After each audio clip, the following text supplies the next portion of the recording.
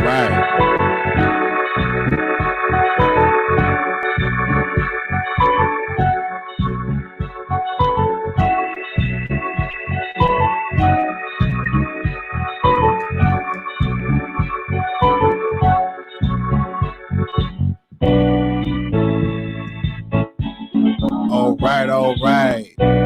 Yes. Come on up in here, y'all. Good morning to each and every one of y'all. Good morning. Let's see. Shout out to y'all. Yes. Let's go.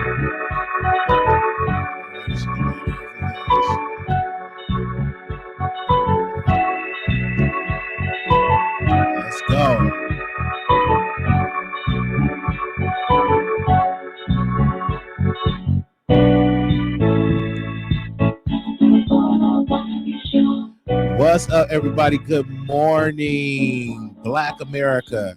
Good morning to all the people out in the house. Shout out to everybody. Today is just a wonderful, wonderful day. If you up, you should be thanking God that you're up. So we're having a in-depth conversation. We have someone on the line, a special guest. How you doing? Brother, is okay. How you want me to address you? Because you got so many titles. You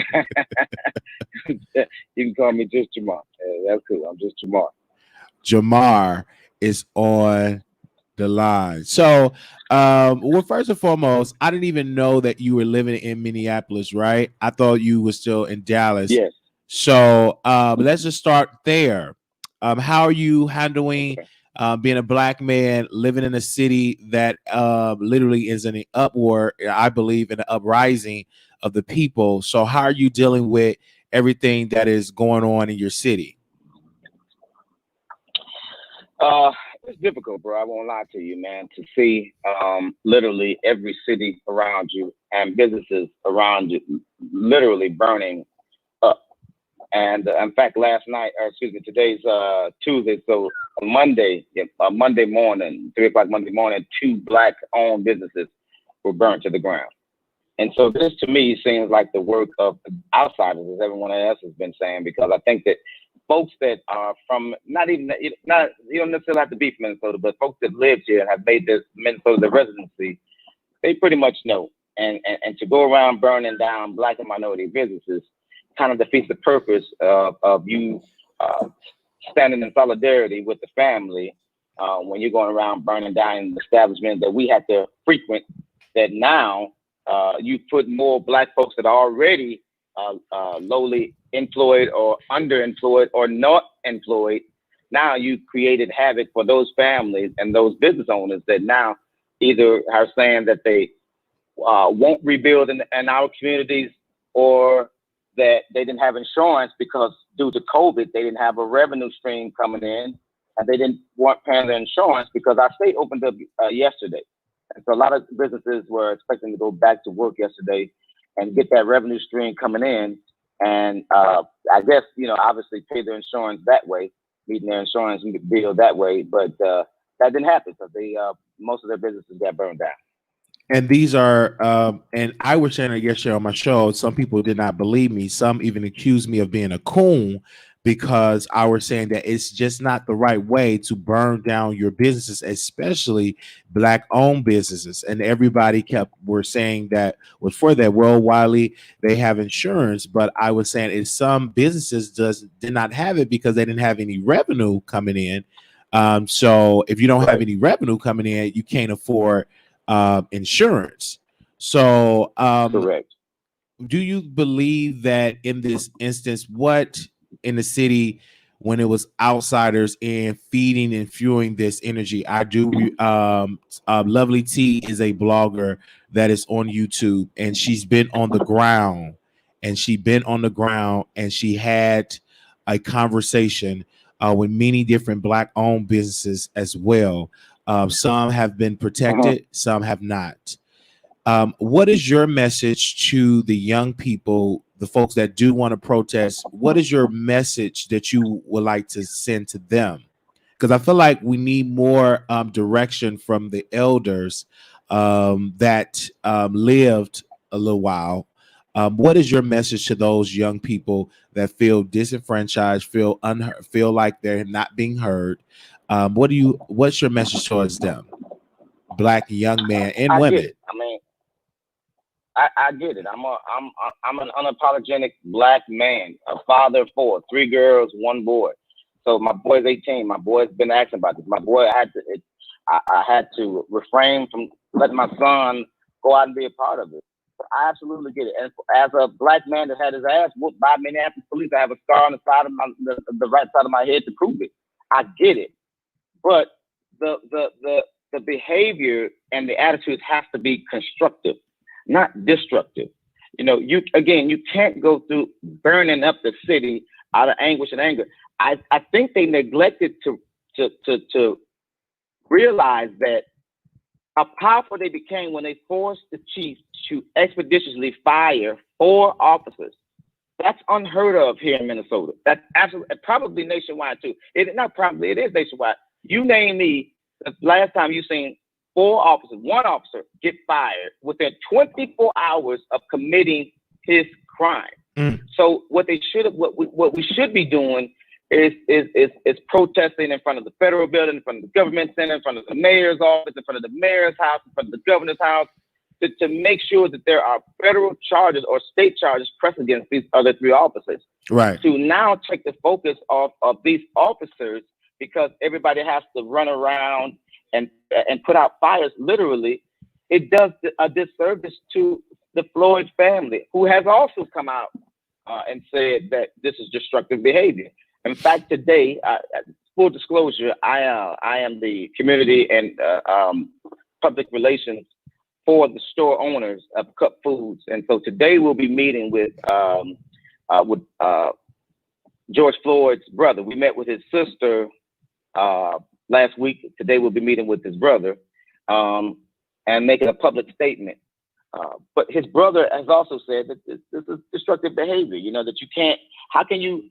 Because Black folks suffer the irreparable harm, and it's going to take a long time to rebuild this, if it ever gets rebuilt. So what do we do in the meantime? When I tell you, Wiley, that every corner store, and I mean this without exaggeration, within a 10-mile radius around me, every darn corner store has either been damaged or burnt down. That's what I mean. So I don't know. They tried to hit the Walmart closes now at 6 o'clock. The Cub Foods, we have I know y'all don't got one in Dallas, but we have a CUB Foods. That's one of our big chains. That's closed now because they tried to burn it down. They won't open. So they continue to wreak havoc, but Black folks and brown folks are going to be the ones that end up suffering because we don't have the capital to build in these places where these places are being burnt down at. So it's not like Black folks can make a chocolate city out of it because you're not going to get the loans from these banks. We already know this. So we've got to channel this anger and frustration into doing something positive, not only for the family, but for our community. Right, because I was literally talking to people on the ground. Of course, I had a conversation with activist Jamal Green that was there, and he feels as though that is other folks that were infiltrating the protests and were doing different things. I agree. And it made Black people look bad.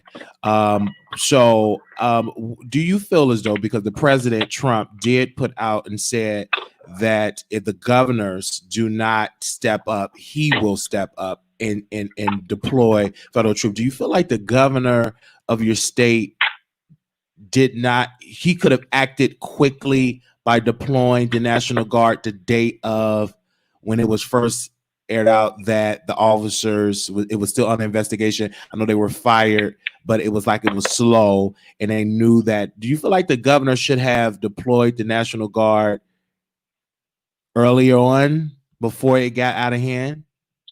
Do you feel like the governor should have acted a little bit? I think hindsight is 20/20, and far be it for me to try to. That's a heavy job. That's a hell of a job to have right now when your state is on fire. So I'm a little torn because I think that what he tried to do is also respect the fact that so many folks were hurting and trying to express their anger. And so I think that he was trying to respect the fact that they had the right to peacefully protest. And then these infiltrators came in, these infiltrators and agitators came in and started lighting everything on fire. So I think it caught him off guard, where then he was forced to call in the National Guard, because literally everything around Lake Street started being set afire. And then they went from Lake Street to city to city to city to city, bro. I mean, up deep into white folks' neighborhoods. And let me say this. If you're going to burn something, I say go burn where they live. You know, you need to keep where you live, because now you force us to go into white folks' neighborhoods where you're unwanted. You're going to be treated unkindly. Police are liable to be called on you. So now you created a bunch more problems. But I think that the governor did the best that he could in that situation. I think that now he's got a bigger grasp on it. We've been under a curfew the last 3 nights. We'll continue tonight. And I think everything is calming down. But I think we're still a long way from it being over. So do you feel like the prosecutor, and you can name his name, do you feel like Mike Freeman, Mike should have just been accused himself from day one? Do you feel like he was biased? Because to me, it seems to me that he did not want to charge the officer, or he did not want to be a part of that, because he felt, in my humble opinion, that they didn't do anything wrong. Do you feel like he should have accused himself and allow a special prosecutor, or Keith Ellison, the attorney general, should have stepped in earlier? What's your thoughts on that piece? Well, look, no, you can't trust Mike Freeman, and so I think that for people to think that Mike Freeman was going to be the one that make the right decision was a sad mistake. But here's the other thing. I think that you had to carefully decide what charges that these cops were going to face. First and second degree murder was not going to stick.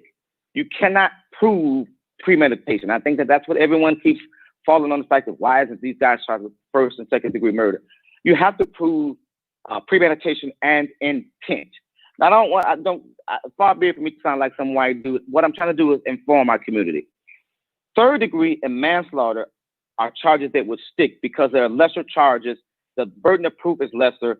Third degree means that in the midst of the action, you either discharged a weapon or you killed the person without the full premeditation. That's the difference. Premeditation is first and second degree. Third degree is not premeditation. It's a lesser. It is a lesser charge, but it still holds 15 years, 0 to 15 years, along with manslaughter. Manslaughter also holds 0 to 15 years. So he's going to do some time, no matter what, on either the two charges. In fact, there's a third charge that I can't remember what the third charge is. But so I think that he was charged right. I want to see these other officers charged correctly, because first and second degree is an overcharge that would not stick, and we'd see these officers go scot-free because you can't prove intent. So I do think that they were charged correctly, or that Chauvin was charged correctly. We have yet to see what these other three will be charged with. And that's where it needs to be. And I highly suggest more attorneys speak up, especially Black attorneys, to educate the community of the law. I think that, but I think he should have done that from day one, just to arrest the officer, let it be done, acted very quickly. I believe that. Do you believe that they charged that officer with a crime because of the riots? If they would have never done the riot, do you really believe that they would have charged that officer with third degree murder so quickly? Yes, absolutely. Yes, our police chief is a good dude. He's absolutely adamant about holding his officers accountable for misconduct. And so, yes, I do believe that they would have faced charges, whether this unrest would have started. There's no way. I mean, when you're doing public relations, there's absolutely no way they could not have been charged. And either one of those, the police chief or anybody else, thought they would have kept their job or not set the city on fire because people would have been so angry. So do I think that it was politically? I think politically charged, absolutely. That's why the firing came within 24 hours. But that's what I'm telling these folks that are looting. Step back and chill and look at what you've done. You caused the police chief to fire his cops within 24 hours of this incident happening. That's the way it should be. And when you realize that you've done that, now it's time to step back and say, okay, well, we've done that. Now let's see what else we can do. Let's get these other charges brought against these other officers. Now you got one down, 3 more to go. Mm-hmm. And I personally believe, do you believe, in your honest opinion, that Mike Freeman should just resign from office? Do you believe he should quit? I think Mike Freeman should, absolutely. He's got some personal issues going on with his alcoholism. So he needs to step back and deal with that. You can't trust Mike Freeman to do the right thing when it comes to charging. So I get why everyone was upset and unwilling always to give him a chance, because you didn't know whether or not Freeman you could trust Freeman to bring charges.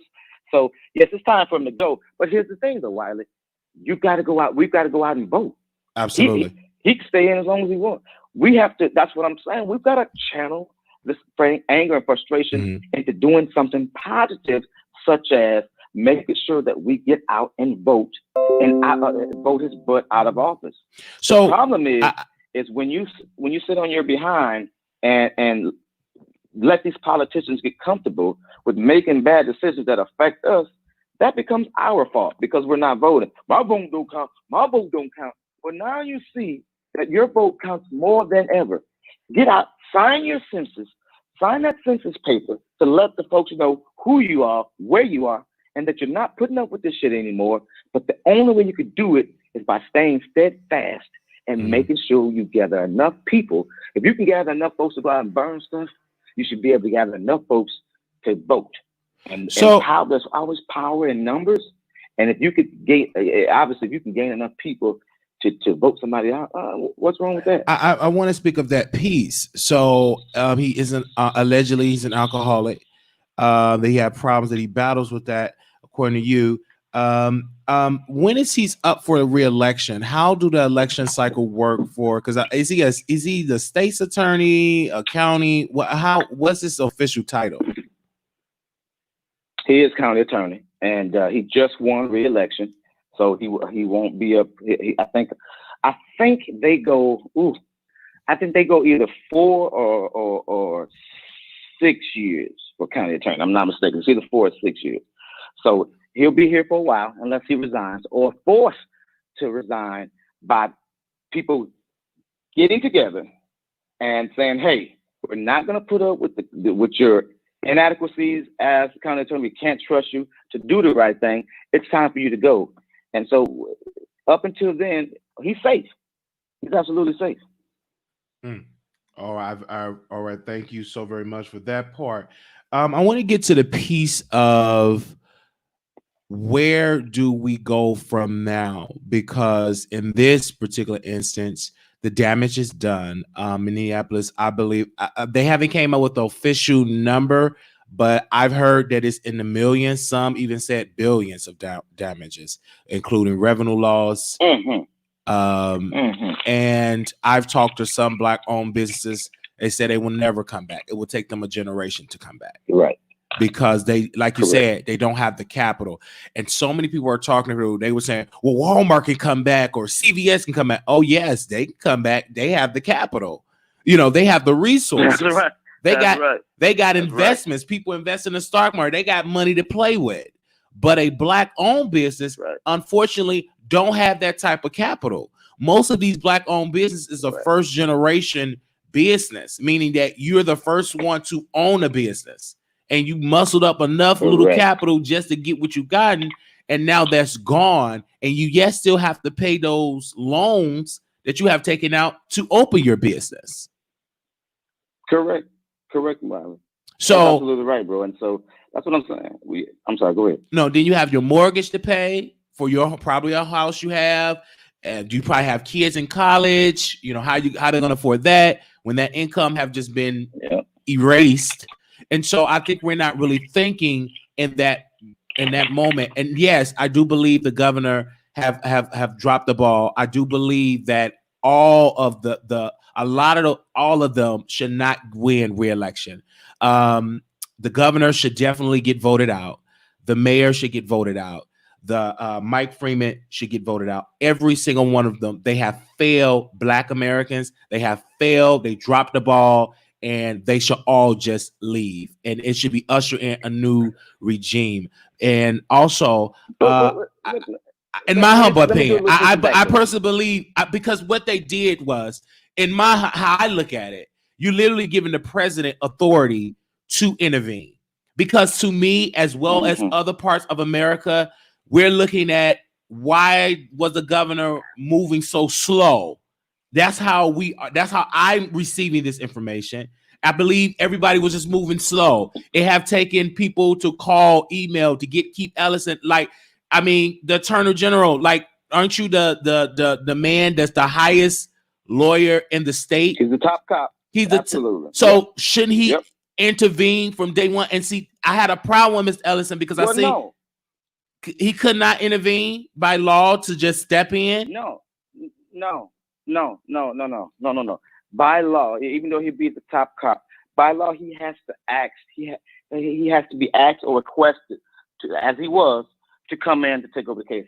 You know, he just doesn't have jurisdiction because he's the top cop. No, he has to be asked, just like the BCA and the feds. They are asked. They have an authority because they're the feds, but they still have to be asked to come in and assist with a particular case. So the governor have to ask him as well too, or Mike Freeman have to ask him? No. Mike Freeman. Yes, the Hennepin County. It has to come from Hennepin County. Okay. Yes, wherever he's being charged, whatever people are being charged at, yes, they have to be the ones that ask the Attorney General to take over the case. Because listen, I think that was a good. Let me push back on you about this though.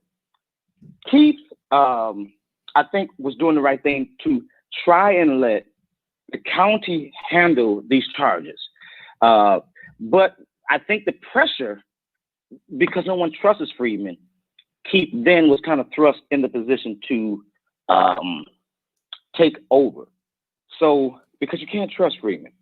So I think that he doesn't mind, but I think that Keith was thrown in this position. Look, we live here in Minnesota. We don't deal with riots and things like that. This is all new to us.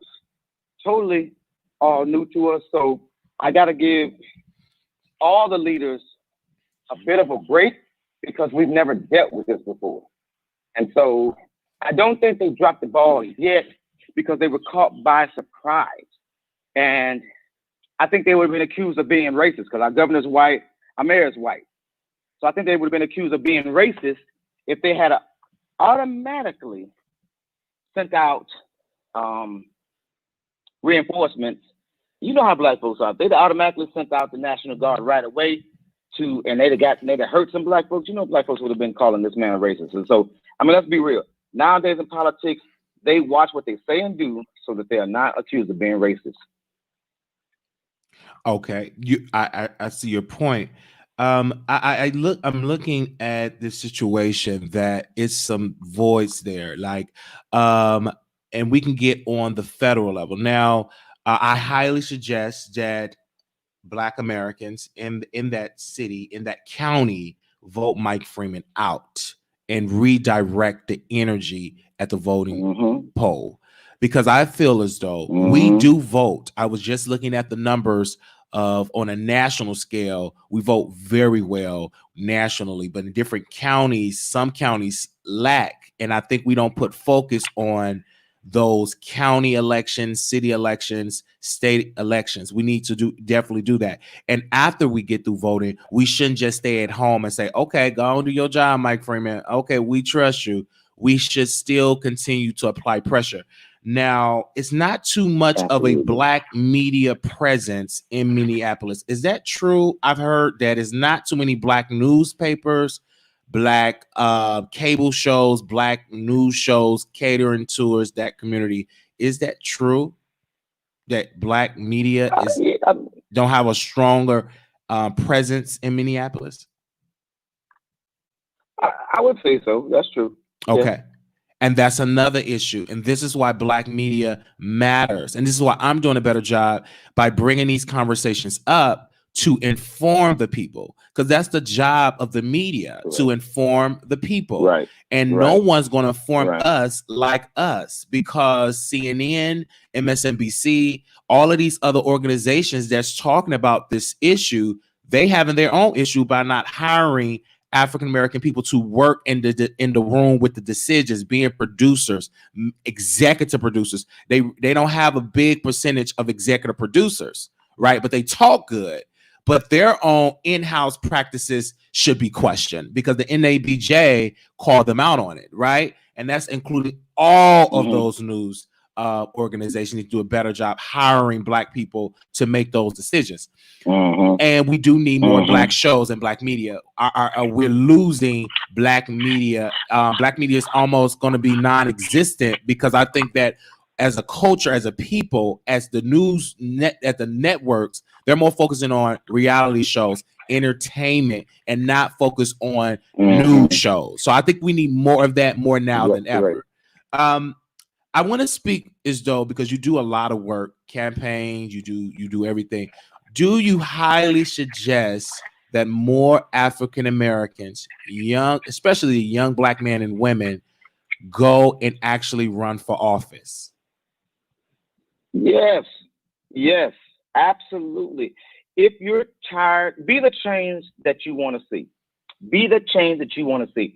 If you're tired of police whooping your ass and things of that nature, if you're tired of the laws that you don't like, you change it by being a part of the system. You can't change the system from the outside and just stomping your feet. You've got to become an active part of the system. Absolutely. I employ every Black and brown person that's ever had a bad run-in or experience with a politician or the police to run for their local office. All politics is local, which means people keep forgetting they always vote for the presidency and then that's it. No, that's what a lot of us blame President Obama. They thought he was going to come in and be our savior. No, you know what happened?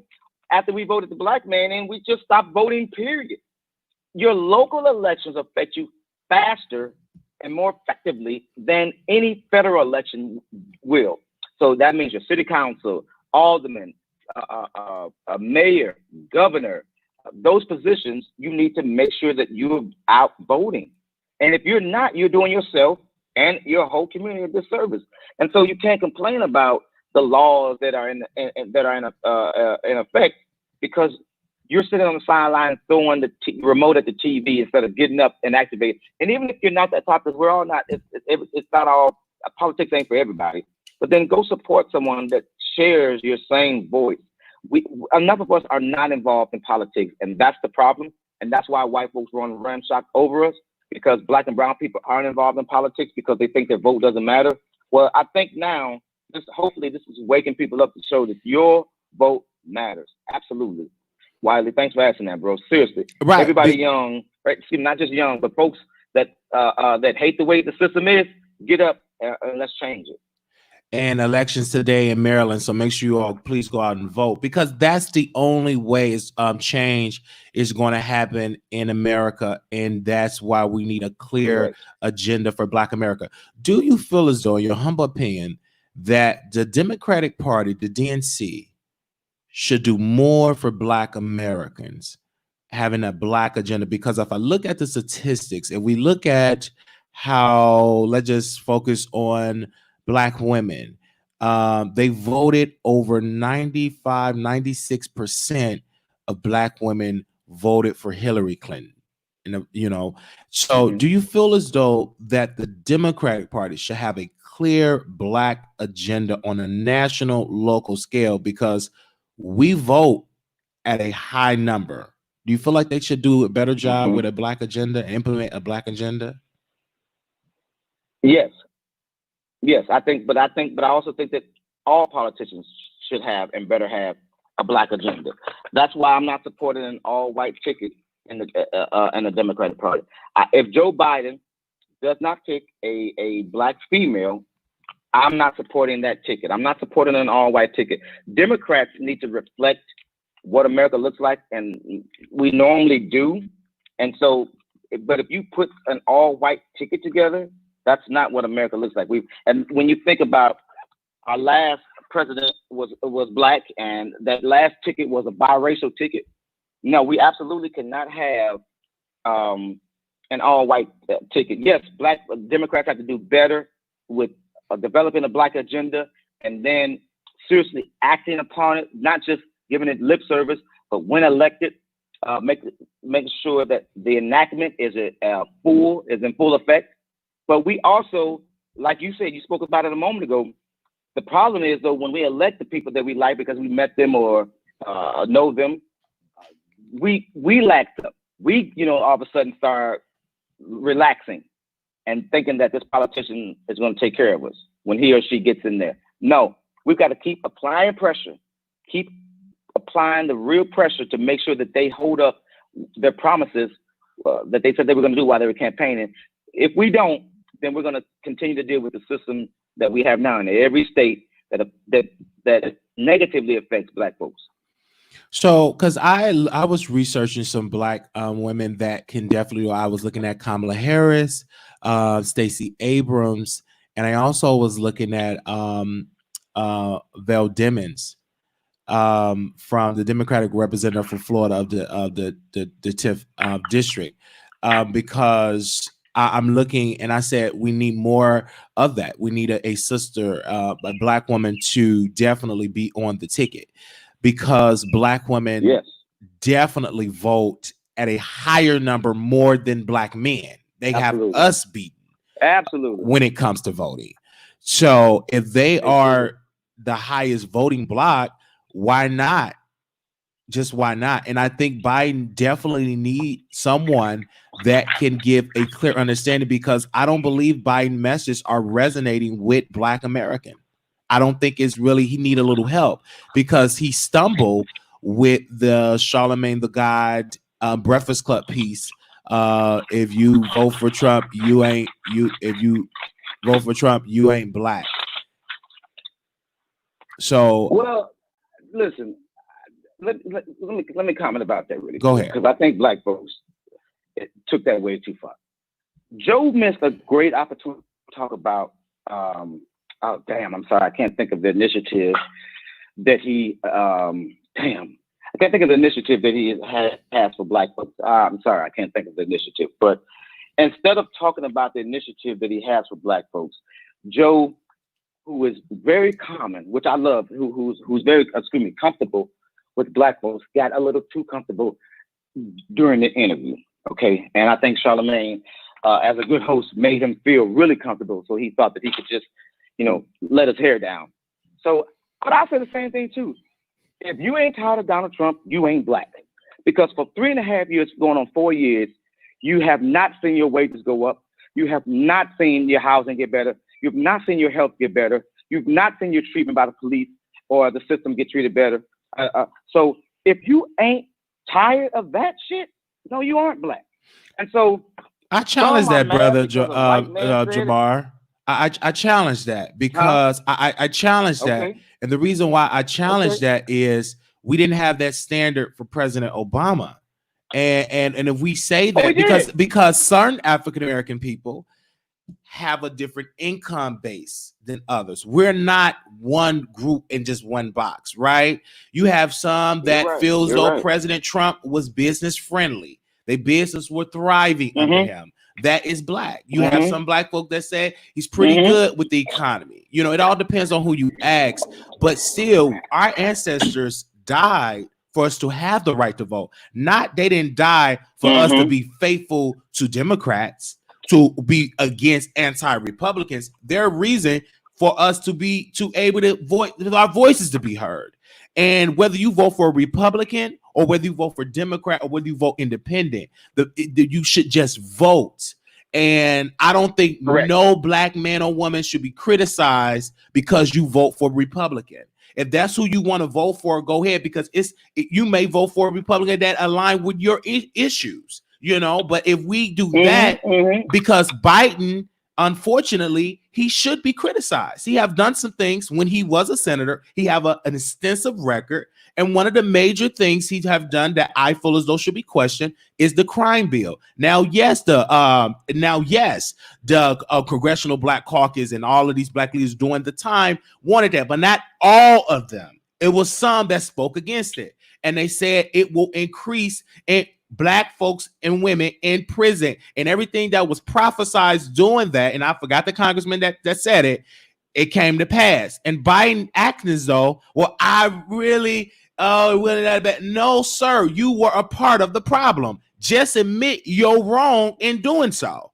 And what gets me with Biden, in my humble opinion, he keeps saying for 40 years, the heart of the black people just voted for me, or they done a good job, as though for the 41 year, we're going to be there. This is a different time. That was 40 years they have done that, and we thank all those black people express it, but we're in a different era, in a different spirit, and you are required not to just talk about us just voting for you, but give a clear understanding of a black agenda, a clear understanding of respiration, a clear understanding of investment for black people, because when COVID-19 entered the scene, $1 trillion just came through. Stimulus checks just came through the mail. So you can't tell me you can't do that for Black America. And I believe Biden dropped the ball when it came to respiration. I believe Kamala Harris, she had to be questioned because she kind of dropped the ball when it came to that. Because when COVID-19 came, nobody was talking about a socialist society. They just passed it through.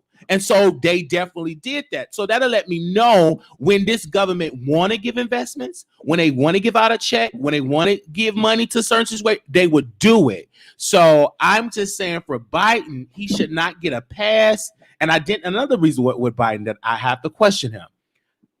I just questioned this part. You're cutting off black media. I think that's very disrespectful. Because there's nowhere in the world, if you were on the show with Don Lemon or any of these major white news organizations, that you will allow somebody on your staff to cut the interview off. No way. You doing that to black media. And so we are less than to have your staff member do it and say, okay, well, I got to talk to my wife. Your wife in this instance are not the top priority when you're trying to become the president of the United States of America. You have to been forced out to come out of that basement to finally put on your mask to campaign. But after you doing that, we still want a clear agenda, because if you don't pick a black woman, I'm not going to vote for you. I'm going to speak against you every single day, knocking on doors. We don't need this man in the White House because he don't give a damn about us, because he want to pick somebody that is white. Because white folks are not voting our numbers for the Democrats. We as black people are the backbone of the Democratic Party. If we stay at home, it will not be a Democratic Party. It will not be a DNC. They will go out of business if we stop voting. So yes, we want something off the table. And we want power. And we deserve something. Absolutely. Absolutely. Listen, let me unpack some of this. You just said a lot. Let me unpack some of this. Go ahead. You're absolutely right. Black folks are the absolute heart of the Democratic Party. Absolutely. You will not get no disagreement with me from there. Let's go back to the crimes bill. Go ahead. Number one, let's stop blaming Joe Biden, President Clinton, Hillary Clinton, and start accepting some responsibility. We cannot blame the president because states abuse the law. That happens all the time. That's why people need to get their butts up and become politicians to change it. It wasn't because, guys, we're upset that the law says that the third time that your ass is caught doing something that you might go away. Well, Wiley, in that third instance, how many people has he or she knocked off in our community before they go do some real time, bro? Y'all gotta stop being upset about the fact that Black folks were losing their lives at an alarming rate in 1993, 4, and 5, and there was nothing being done, bro. So I'm not ashamed to say that I supported a bill that had that allowed criminals not to run rampant in our community and continue to affect us in a negative way. I'm not embarrassed about that. Secondly, Joe Biden has again missed a truly a good opportunity to make sure that he explained himself as to why he's a better fit than Donald Trump. He has to do that. But I think that that's why he needs a black vice president to also help usher in his black agenda and to show black folks that he's serious about having a black agenda. Because you're right. At this point, after the civil unrest, this more so proves that he should have a black woman on the ticket. But I think that, listen, we can't blame Joe for behaviors that he has nothing to do with. I strongly supported it then. I strongly support it now. What we, again, have to be mad at is how states interpreted the law and abused it because of they know that they could, and black and brown folks wouldn't speak up. And look, it's taken 25, 30 years for folks to start speaking up about the crimes bill. No, we should have been speaking about how we knew the adverse effects of it then. We didn't. So what I am is ready for a new change. I'm ready for a president that gives a damn about us as a country. Trump is running a base election. He knows that he's not going to win. He's just trying to strengthen his base. I've never seen a president run more of a base election than this guy right here. If you look at the numbers, he only garnered 7% of black folks in 2016. I think it'll be the same or a little less, maybe 10%. His voting block with black folks is corporate black men. He does well with corporate black men. Other than that, he does horrible with regular black folks. So Donald Trump is in trouble, and we've got to sit back and remember now, if we continue to blame Biden for the crimes bill, nothing changes. We got to vote politicians in. Even if we don't run ourselves, we got to vote politicians in that can change the laws that adverse affect black folks in negative ways to make sure that we are treated as equal like our white counterparts. Right, but what I'm saying is to admit that you have done wrong. I believe that he should admit. What did he do wrong yet, though? But because he went on a promoting and he was a part of it. Even Hillary Clinton called him out on it. Many other people, many media outlets called him out on it as well. We look at 1993, 94, and 95. Again, you have to have investments as well in these, and that's still today. We speak about the criminal behavior in the black community, but if your poverty-stricken neighborhoods are not getting the proper investments, getting a piece of the economic pie of your city or state, there will be crime. If you're living in a gated community and everybody is broke, can't survive, can't get no job, they lose their money, everything, it will be crime. So that's why the governments, it is their job to have investments. Now, I really can't speak at Burbank because I was 3, 4, and 5 in the early 90s. So I can't speak on what's going on, but I can speak for today that the effects of what was going on because of those tough on crime tactics that President Clinton was leading as well. You know, you had Hillary, then you had Biden and everything like that. And of course, Biden should be questioned how he handled Anita Hill, doing that confirmation hearing. So it's a lot of things he should be questioned and everything like that. But to me, he was so defensive with the Joe Biden, with the Charlemagne interview, like as though, like, how dare you question me? You don't even know me. He coming in there like when Whitney Houston was interviewing with Wendy Williams, very defensive, like he ready to fight. I'm looking like, calm down, bro. You've been quarantined for so long. Take a chill pill, like for real. And because he came off very offensive, and you have a right to be, and then you cut off. So it was just a very bad situation. That's why I said he need to have a black woman because it will balance him and allow her to go out and to give the clear black agenda to deliver the message, because I think that he struggles in that part. Because President Trump, let's be honest, he's doing pretty good when it comes to criminal justice reform. He in the right direction when it comes to that, in the right direction. He have been doing some things that can be congratulated, should be applauded.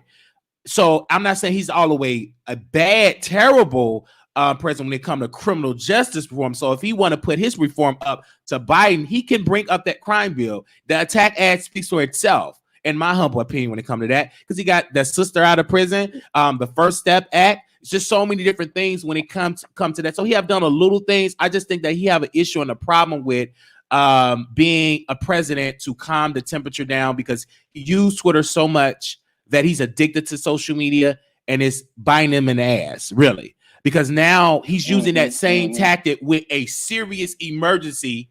It's a national emergency, and thinking like, oh, it ain't that bad, just a bad, you know. So when he walked out of the White House, this is when I knew that Trump he's pretty much done as the president. When he literally tear gas the protesters, I'm like, what has they doing? Are they peaceful? To walk out of the White House, to literally walk out of the White House, to pick up his Bible, to go in front of the church, probably not even his Bible, just picked up a random Bible, take a picture. Everybody up there is white folks. Everybody that he had, and it was just one woman up there. And you doing all that, and to him, you adding more fuel to the fire, and you are not even diluted. It's like he's trying to give us this 1960 approach, Governor Wallace approach in 2020. That ain't gonna work. Correct. Because you got too much social media. The world is so connected instantly by just being on your phone. It's literally not gonna work in that instance. Because if you would have literally address the nation, give a clear understanding, I understand the Department of Justice, introduce a bill, say this is the bill that we're going to implement. We're going to call for the emergency session of Congress and the Senate. We're going to get he should have got Senate leadership up there. The House represent all the House leaders up there, as well as black leaders. They should have been ushered in a public meeting, and from that meeting, action should have been produced on the federal level. But unfortunately, he's speaking towards his base, and he's talking towards his base, and unfortunately, his base have been outnumbered. Let's just be clear here. That's right. Your base literally have been unnumbered, and there's no way in the world they're going to go out there with some "Make America Great" T-shirts and hats. There's no way they're going to do that. He's trying to provoke them to show his supporters. Mike Pence is somewhere quiet, and I don't blame Mike Pence, because he already know I want to save a little bit of my political capital that I have, and I'm gonna just stay silent because he know this is just fucked up. He just knows it. I'm gonna just stay quiet. You done fucked up everything. I can guarantee probably Mike Pence looked at Donald Trump like Seeley was looking at Mister when he was burning up the food, fucking up shit, and he just probably looked at Donald Trump like, what the fuck this motherfucker is doing? He leaving out people getting tear gas, and you scared. Them people getting closer and closer to the White House, and you up there, you heard that you was out there for a couple of minutes, and you heard up and escorted your ass back to the White House under that bunker with a bunk bed, probably. Okay, you probably got some Trump sheets and pillows or something like that. Because you adding the fuel to the fire. Like, it's like you have power in it. You can turn that up or you can turn it out. He's turning it up, and you giving black folks, whoever is against black, white, whoever, everybody together like, oh, we gonna keep doing it. They having fun. And Trump said, we're gonna sick them dogs on you. They're not stopping. And Portia, shout out to Portia, she was out there protesting like the spirit of the law enforcement. They like attack back, but you can't do that because you will lose. You're outnumbered. Let's just be clear here. It is 300 some million people in America. You're outnumbered here. And this problem is spreading everywhere, all over the world. And we see it. Back in the day in the 60s, you didn't see all this stuff because we didn't have social media in 50 in the 60s. We're connected internationally. And the movement is moving. You got this group, that group. So what I'm saying is the president, he could have done something incredible. Could have been the first one to do it, but unfortunately, he is so used to being a reality star. They allowed a reality star to become the president. He's just, oh, this is a good storyline. Let me tweet this. Oh my God, I got this Bible. I love the Lord. Oh, wow. Like, he really think this is a reality show, and this is real life. So I couldn't believe my eyes. I was literally watching MSNBC, and I saw it on Sean King's page. They was looking like they was in the tennis court. They were getting tear gas. The media, white media, were getting tear gas. I said, "Is this real? Is this?" It looked like a Hollywood movie. They just reporting. So yes, Right. we're out here like the white lady Becky with the good hair with her mask on. She get tear gas. I felt sad for that woman. I said, good God, they just threw extra tear gas. They must really don't like MSNBC. That police officer that threw that tear gas at that lady must be a part of Fox News. I'm gonna just be honest with you. Allegedly, because the way they threw that tear gas at her look security, I can't believe it. And they're going with this tough on approach. They're going to lose. You're just not going to win. In that instance, you are going to need serious type of policy change because it's a shift. It is a spirit that they want change. And some of them want change by any means necessary. Some want change by burning. So you need a clear understanding. And I'm so glad Reverend Barbara with the Poor People's Campaign. I think that's an awesome campaign. I'm glad that I'm glad that Roland Martin have a show, but I would love that national BET, all of these black networks that cater to black people, they need to have these live television shows and having these live television town halls simultaneously on every black channel that cater to black people that we watch. Fox, whoever, needs to definitely do it because it's now time that they get involved because this is the time because things are changing and they're looting stores. Apple came out and they said, listen, I know y'all stole our iPhones. It is being tracked. So when those folks open up the iPhones, they said the authorities will be notified. So it's a lot going on here. And President Trump, I do believe he can be a first-term president. But this again, if this was in October or November 1st or 2 days, you know what I'm saying, or a week before, yes. But he still got a lot of time for November. We're literally, it's a lot of time before November. Let me say this because my 10 o'clock is about to show up. Okay, go ahead. You're right. There's a lot of time to November, but the one thing we can guarantee is that Donald Trump will always keep putting his foot in his mouth, and that's great for Democrats. So absolutely, Joe Biden and the reason he has to pick a young black woman is because he only got 2 years before he fall out in the White House and not remember who he is or where he is. Okay, so when he. I ain't talking about my boy. I ain't talking about my boy. Because to be honest, he already stuttering. He was talking about record players. So already, but good God, he got to get somebody strong in that White House. I'm not talking about my boy here. I'm not talking about my boy. That's my boy. I'm not talking about but so he needs somebody young. But seriously, my message is this. First of all, let me say thank you, bro, for allowing me to come on. Yeah, thank you for this hour to speak my truth. But let me say to our community, our people. Yes. Listen, we are one. We are one, and we can't forget that. But what we also can't forget is what's next after this. After all the looting and all that shit is done, all the destructive behavior is over. What's next? What has to be next is we have to be stronger, get stronger as a community. Remember our buying power. Black folks yearly spend $2 billion. $2 billion every single year. That's our buying power. Black folks have to sit down and have real dialogue with each other to try to get on one accord where we can understand, where we could take over the Democratic Party, where we could take over the Republican Party, and understand that together we can do that. But we have to do it by voting. Your vote does matter. Your vote does count. If you don't believe that, stick your head in the sand and shut the fuck up and let the rest of us do the right thing by putting people in position to represent us, some that look like us. Because remember, everybody look like us that's run for office ain't good for us. But let's put the good ones that look like us in office or that think like us, even if they're white. That's okay that they're white. If they speak your same truth, they share your beliefs, that person is worth putting in office. But we have to decide that. We have to quit letting white folks decide who our leaders are and dictate to us how we feel. We have to start pushing back, giving back, getting back what's ours. And the way we do that seriously is through togetherness and the power of voting. I swear to goodness. Thank you, Jamar, for that. We definitely need to bring you back on. I can't wait to see you. Absolutely, anytime. Bro. Anything coming up that you want somebody to join, what you need, how can I get in contact with you?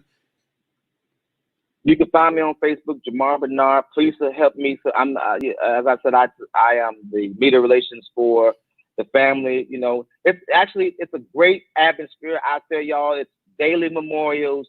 It's been very peaceful. Tonight, if you guys checking it tonight, you'll see me on CNN on Don Lemon, me and one of the co-owners of the store, Mike.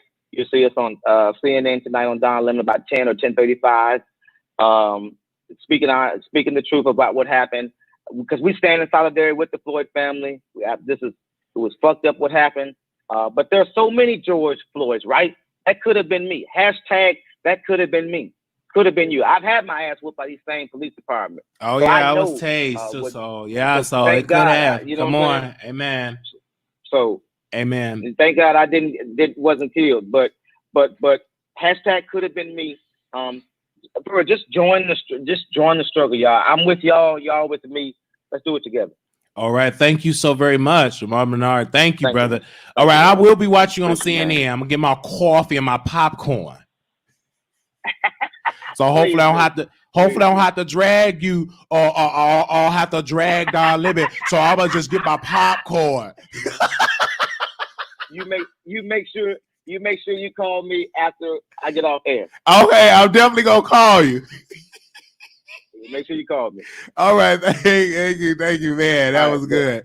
All right, y'all. We got to go to the phone line. So if anybody want to call in, you all are more than welcome to call in. So if anybody want to call in, you're more than welcome to call in. The number is 646-716-8447. All right, 646-716-8447. So we definitely when is it going to air? I believe he said 10. What time do Don Lemon come on? Do anybody have the schedule? What time Don Lemon come on tonight? I believe like 10 o'clock. Don't Don Lemon come on at 10 Central Standard Time? Is that or is it 10 Eastern Standard Time, 9 o'clock Central? I really, child, I'm gonna have to save it on my I'm gonna have to go on watching on see what time on the schedule. I really don't know because I just got cable.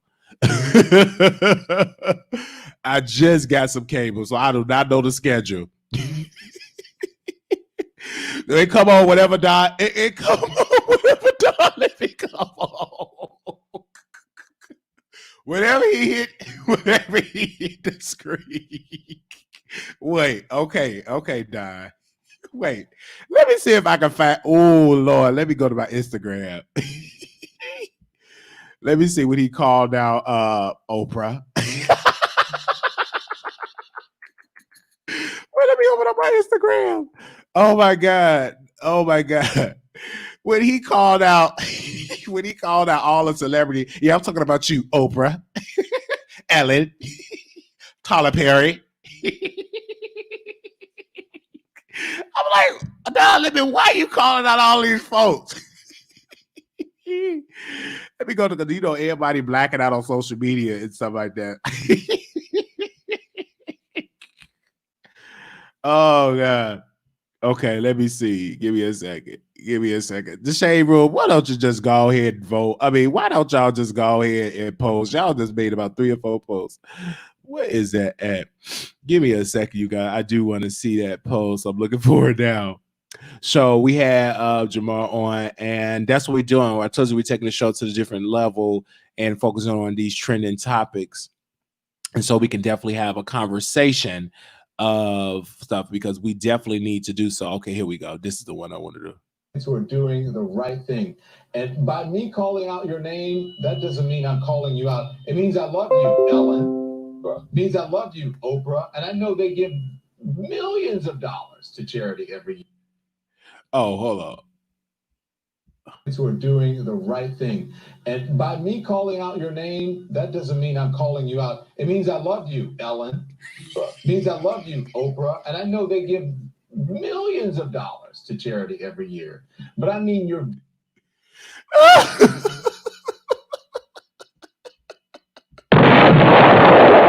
Wait a minute. Don Lemon, you was shady. No, you was shady. The way he said Ellen. You know he ain't call out Wendy Williams because he already got the tea that Wendy Williams was in that hospital allegedly. didn't call that Wendy Williams, how you doing? Because that's his good girlfriend that he kiki with, but he already got the tea that she was in the hospital. That's why he called her out. Okay. Somebody said Oprah's had in the bushes with her dogs.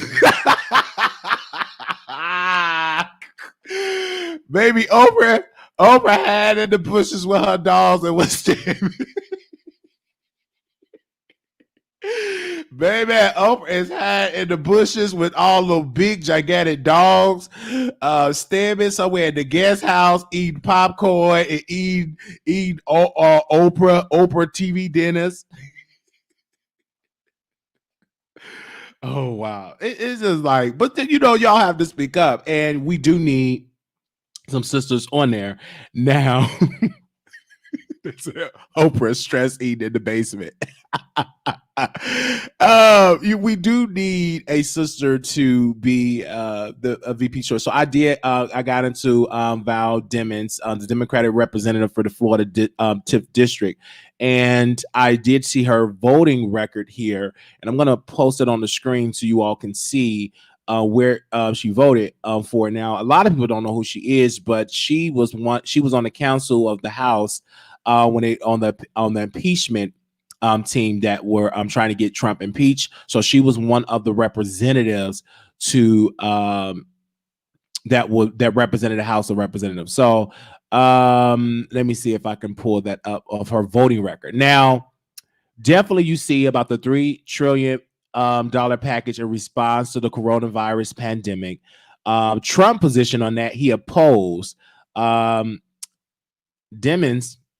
vote yes. You see a couple of stuff on here that I want to focus on that I circled. Let me see. I think I circled December 6th. So why did I circle December 6th?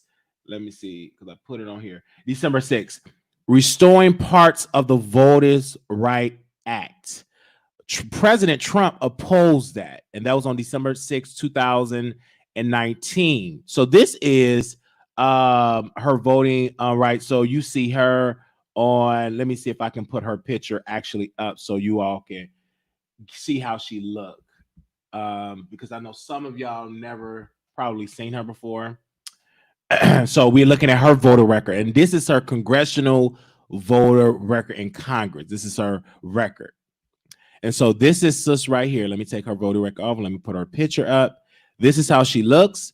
So she was a former police chief in Tampa, the first woman in there, and she was her mom was a maid. I believe her mom was a maid, and she's a descendant of slaves. She helped get the crime down in Tampa. She definitely done a better job in that. She literally had the police to work with the community, but at first she was like my research is she was really tough on crime, really tough on crime. So with her name is, give me 1 second, let me pull it up. I want to pull her voter record. So this is Val Demings. So a lot of people in Florida know who she is. So if you're in her district, you probably know of her work, and if you live in Tampa, you probably remember her as your police chief if you've been there for years. Okay, so let's get back to her vote, her record in the Congress, because this is how I look at when you're judging a candidate as a good VP. I want to look at how was your record as a Congress, because I can look at this. So she have a record that she's coming in with. Now, one focus that I really want to focus on too with money, since I'm investing, trying to get my credit up. So I wanted to see what was her stance on changing. Let me zoom up. Changing regulations on credit reporting. President Trump opposed that, and of course, Congresswoman Demings said yes, so she approved of that. But of course, Trump opposed it. So what this would do, if you would change the regulation on credit reporting, a lot of stuff, just like your student loans, you could just you know, that don't have to necessarily be reported on there. Different regulations of this, it could just really help you with your credit score. Because even if they cancel student debt, if they don't change the regulation on how it's reported on your credit report, it will still affect your score. Even though your debt is wiped out, if it's still on your credit report, it needs to be some type of laws and deregulations to deregulate to make it easier to get that stuff off of your credit. Because credit is very important, especially for all Americans. So I did want to focus on that. Of course, changing the standards for demonstrating age discrimination. Trump opposed that. Congresswoman Demons, she agrees. She's in support of that. She vote yes. Okay, let's go to, I'm going to go down. Impeaching President Trump on a charge of abuse of power. Of course, he he don't approve of that. He didn't approve of that. Of course not. So I did December 6th. Let me go back. Let me go down to December 6th. Where we at? Did I go down? Oh, okay. Let me see. Because I circled December 6th. So let me see why I circled it. Where is it at? I think did I move it to up? Excuse me, you out. Be patient with me. Of course, providing him aid for U.S. Mexico border. Of course, Trump opposed that. Funding the Treasury Department, the IRS, he opposed that, and she said yes. Oh, this is a big one. Condemning President Trump comments about 4 congresswomen as racist. He opposed that. Of course, she voted yes that that should be condemned. And this is another big one. Raising the minimum wage to $15 per hour. President Trump opposed that, and of course, Congresswoman Demons said yes. So that was like a big piece because federal minimum wage, I believe, is still under $8 an hour, if I'm not mistaken, on the federal level. So I really believe that it should be $15 an hour. So that was like July 18, 2019. Of course, Trump opposed that, and she said yes. So what it does, this site tracks their record of how that Congress, it lines up with Trump approval, how percentage wise you agree with the president. So it gives you that. So that's what you're looking at, and you see her record compares to like Trump's. About what Trump would approve and what. So it's like not too many things according to this record that both of them agree on. So of course, like the 2-year budget bill, both of them agree on that. Banning drilling of the Atlantic and Pacific coast. Trump opposed of that. She said yes. This is Congresswoman Demons record. Okay. Opposing President Trump withdrawal of troops from Syria. Trump opposed. Congresswoman Demons said approve of that and said yes. She voted yes. So where are we at right now? Now I really love that restoring parts of the Voters' Right Act. Trump he opposed that. She said yes. So the reason why I focus on December 6th because with Stacey Abrams, she have a project of protecting the vote. So I really like her is because she's out there traveling the country, getting people, protecting and securing the vote. And she's done an incredible job on that. The reason why I'm not really focused on Congresswoman Demons because of her record as a police officer and as a police chief. That's going to really be scrutinized and questioned a lot. You're not going to hear it a lot because she's not been picked. So once she's picked, everybody's going to put focus on her.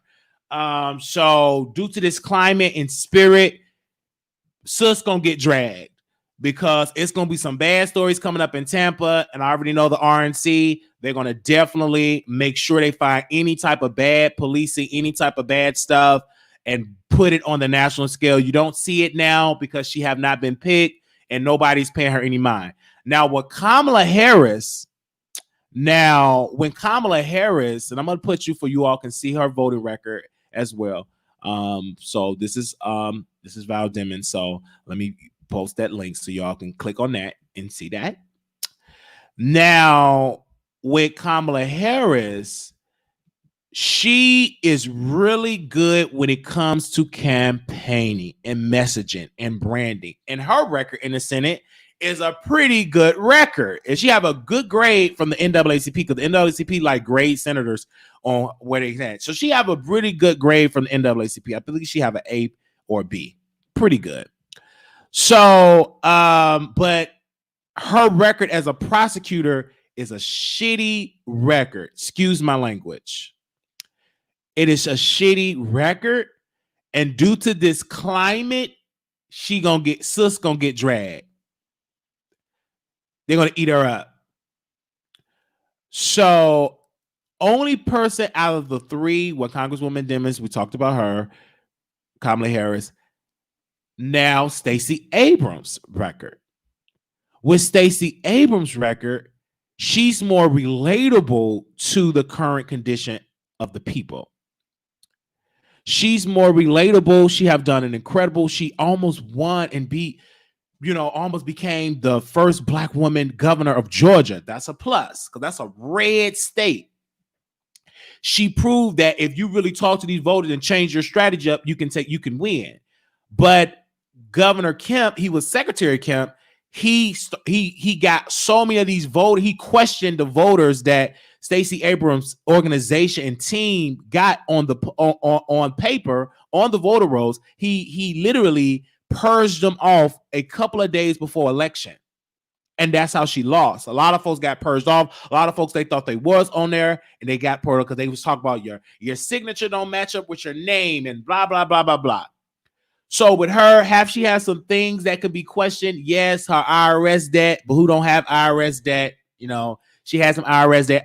She has student loan debt, but she explained her story. She was taking care of her parents. She was doing this, but she don't no longer have that. She got that under control. I really love her. I'm more so focused on her national approach with her approach with voting, getting people registered to vote. I love her interview with the census. And one piece that made me look at her is how is she's doing with Black media. And let's speak the truth. He did steal the election. Oh, absolutely. He stole it. She was robbed. Oh, Lamont. We were robbed. What Fred Hammond said on Sanford and Son, when he lied and talking about they were robbed. Oh, Lamont, we were robbed. Pop, what's going on? Elizabeth, I'm coming to draw you, honey. Oh, but Lamont, we were robbed. Baby, they robbed Stacey Abrams. They robbed that Black woman out of seat of power. They did. They did not want that Black woman to be in that seat because they knew if she win Georgia, that will send shockwaves in this country that a Black woman can be president and a Black woman can be VP. It wouldn't be a VP conversation. It would have been a presidential run conversation because she flipped a red. If she would have won, she would have flipped a red state. That would have been history.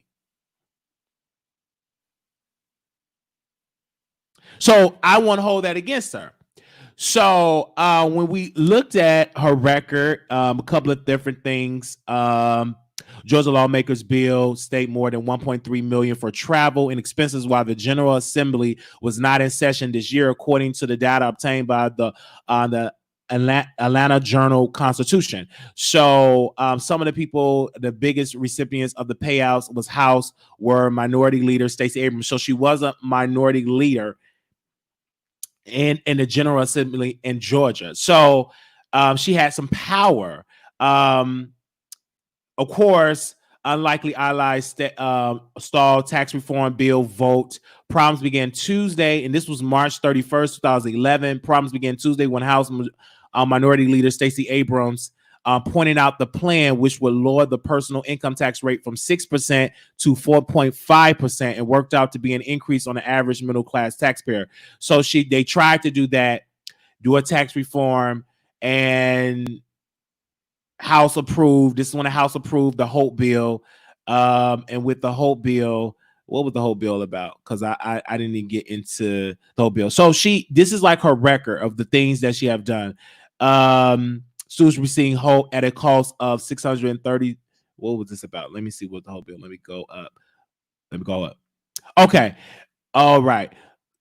Though the Hope bill, the House approved a bill Tuesday to provide Hope Scholarship with a financial lifeboat, but challenge remain as some argue the overhaul places too heavy a burden on students and family. Only the state brightest students will see the scholarship cover all tuition at public colleges this coming fall, while Hope will cover some tuition for many other students. Say they will have to take out loans or work extra job to make up the difference. So what they tried to do with her, as many other people during the time when she was in the House of Representative in Georgia, they tried to have the Hope bill, meaning to help people with college, so they won't have a lot of college debt, because she's coming in with her record with helping with college, because she's coming from experience that she know what student loan debt can do. It keeps you in debt. It keeps you on your credit effects. So she's coming in trying to reform that. So that will kind of help Biden for her to deliver the message, because she's younger, she do not stutter, she can give you a clear understanding, and she will not rush off black media, because you cannot treat black media like a second-class citizen. You cannot treat black media less than.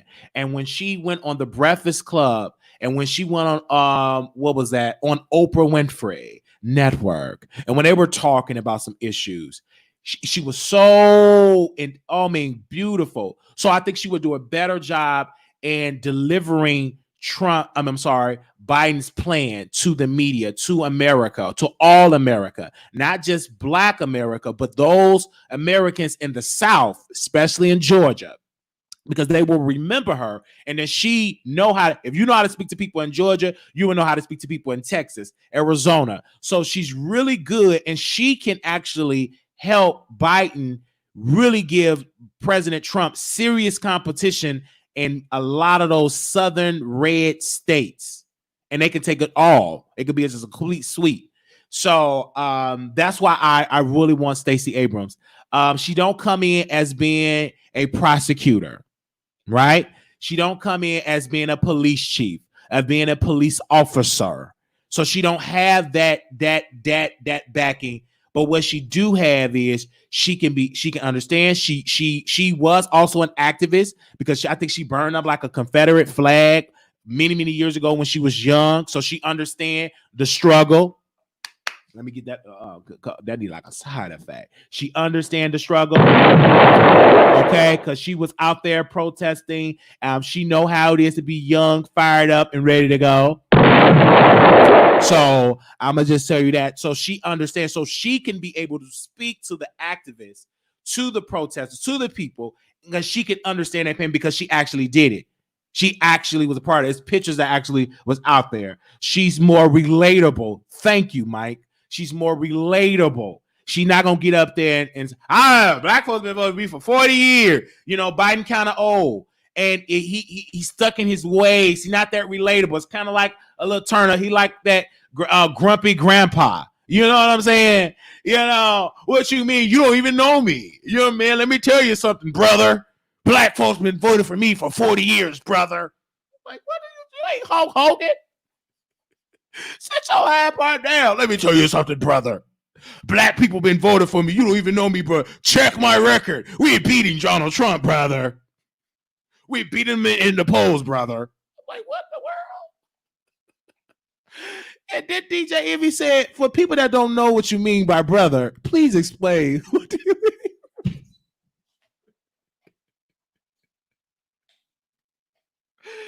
One thing that I remember about Stacey Abrams when she went on the Breakfast Club, that when the Popeyes chicken sandwich was popular. This is before quarantine. They said, did you go get a chicken sandwich? Did you go get a chicken sandwich? Oh, yes, I did go get a chicken. She did not run for the question and just run for, oh no, I don't eat any chicken. Now we all know Stacey Abrams eat chicken. I'm just saying. We already know. So, but she did not run from it. Oh, yes, I did get the Popeye chicken sandwich. We were campaigning. We were at a stop. We said, go away. I want to try the Popeye chicken sandwich. So I'm just saying. So she's very relatable. She didn't get offended. What do you know? Like I don't really like her. I like Stacey Abrams. I really, and she's an author, and she I'll have to read some of her books and get more of a clear understanding from her. Very educated, like she do spy books and just relatable.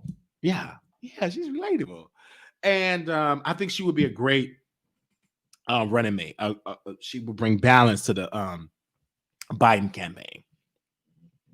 She would bring good balance to his campaign. Good balance. That would be a beautiful moment to see her in the White House. And that be great. So I think it's awesome. So that the reason why I put that in. So if you have a candidate, someone that I have not even thought of, brought up, call in. The number is 646-716. Because when we talk, see, this is what I want people, folks. Listen. We give so much energy to the negativity. We give so much energy towards the problems, and we all ready to call in. Okay, now this is like a solution because again, election day is November 3rd. So we still have a lot of time to still have our demands out. And I want to be a part of the change. I want to be the change I want to see, that I want to see be implemented. So I'm that change. I could have easily been like some subscribers. You YouTubers don't talk about politics. You YouTubers, y'all are just talking about celebrity gossip, talk about politics. But I did not. I did not. I mean, I did not. I said, well, I could easily do that, but why not be the change? Now, be the change that you want to see. So I definitely started implemented that on there. So no to Harris, research more on Congressman Nimitz to form an opinion. Yes to Abrams. I admit I like Elizabeth. I like her too, but due to her age and due to the climate, Black America we want to be represented. I believe Elizabeth Warren should work in the Biden administration, probably Secretary of State, or be the Treasury Secretary.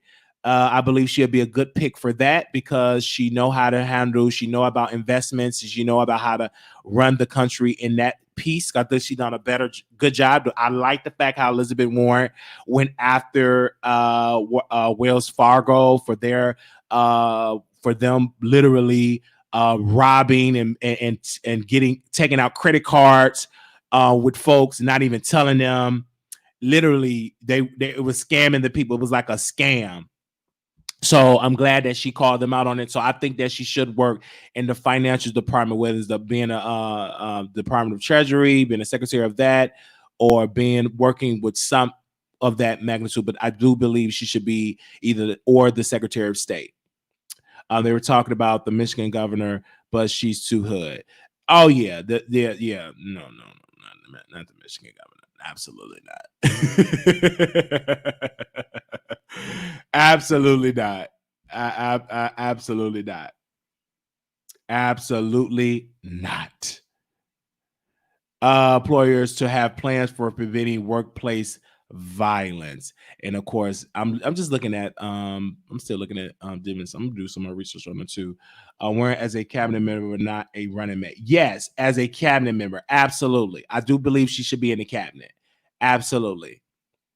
Absolutely. I do believe she should be in the cabinet. And I personally believe that Eric Holder, what was that? The Attorney General should definitely should come back and work with Biden.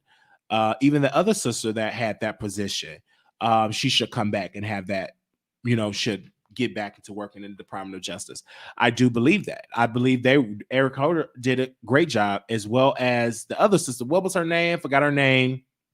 You guys, I'm very bad with names. Always have. We're working on it to be better.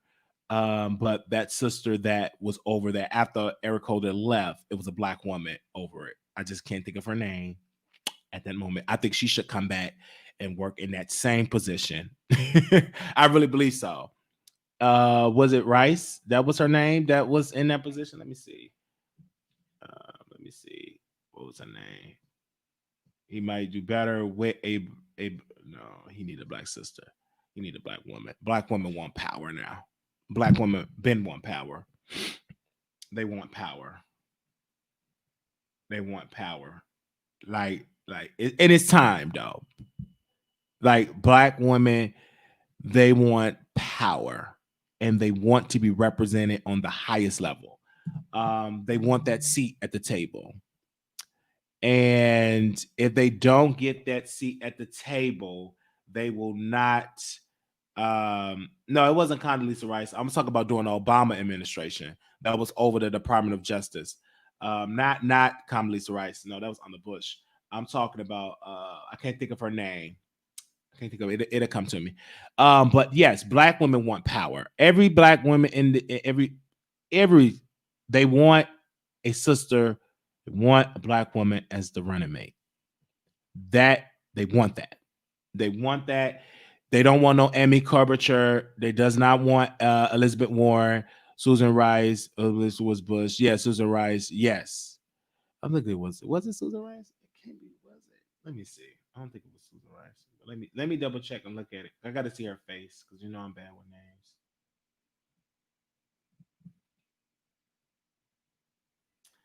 No, that was the National Security Advisor. Now I'm talking about over the Department of Justice. Give me a second.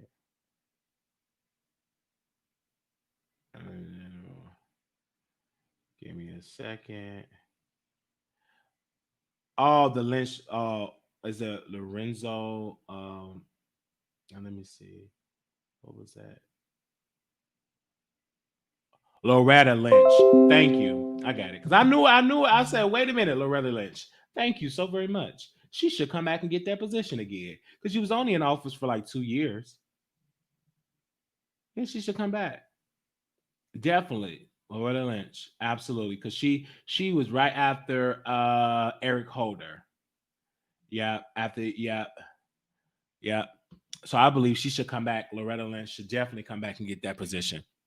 Oh, I'm giving good suggestions, but we're gonna put this in action. They're gonna get baby. I need y'all to get my man. I need to get somebody to design me some masks for my campaign for what we're trying to do. So I'm gonna have a private meeting with my team.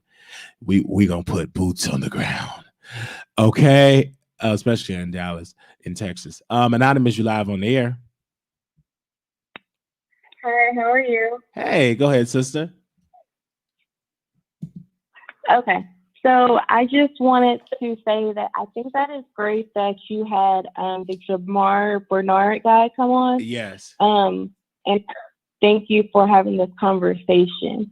So I think I agree with you when you say that Black people, we need to have an agenda, and it is okay to ask for things, and for us to come to Biden asking for things. Now, I have a question for you, one out of a couple. Do you have an agenda that you feel you can go to the Republican Party with? Oh, absolutely. And is that going to be part of what you do?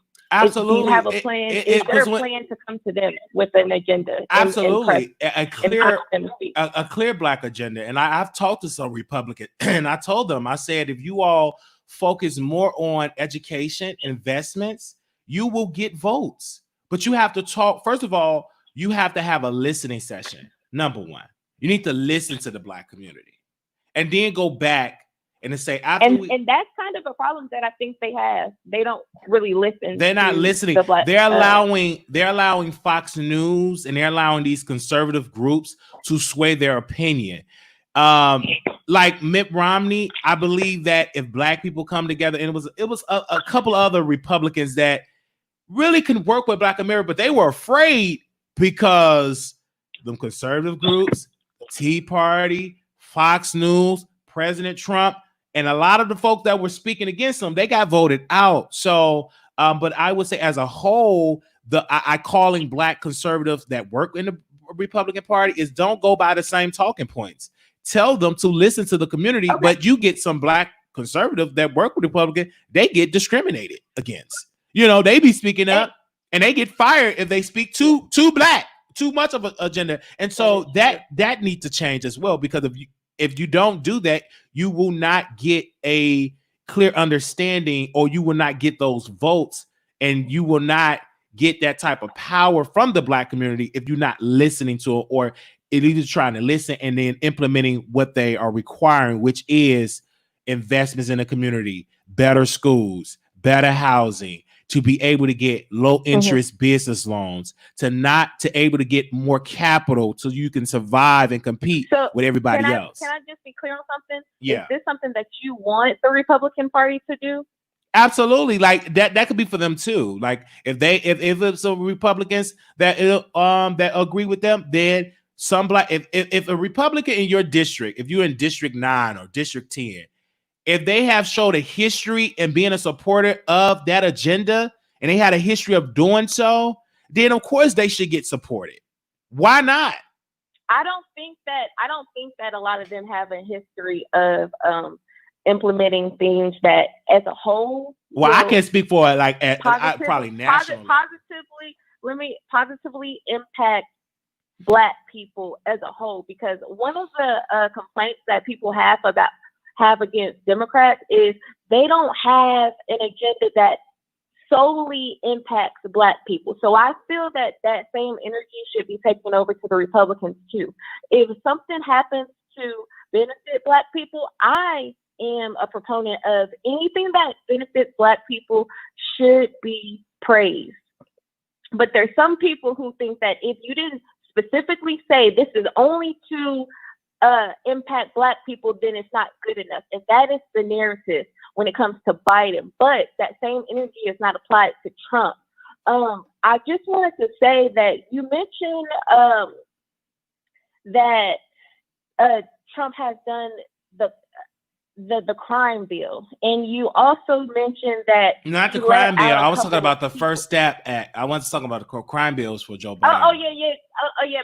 My apologies. You are right. The First Step Act, and you said that he released some people that was a good thing.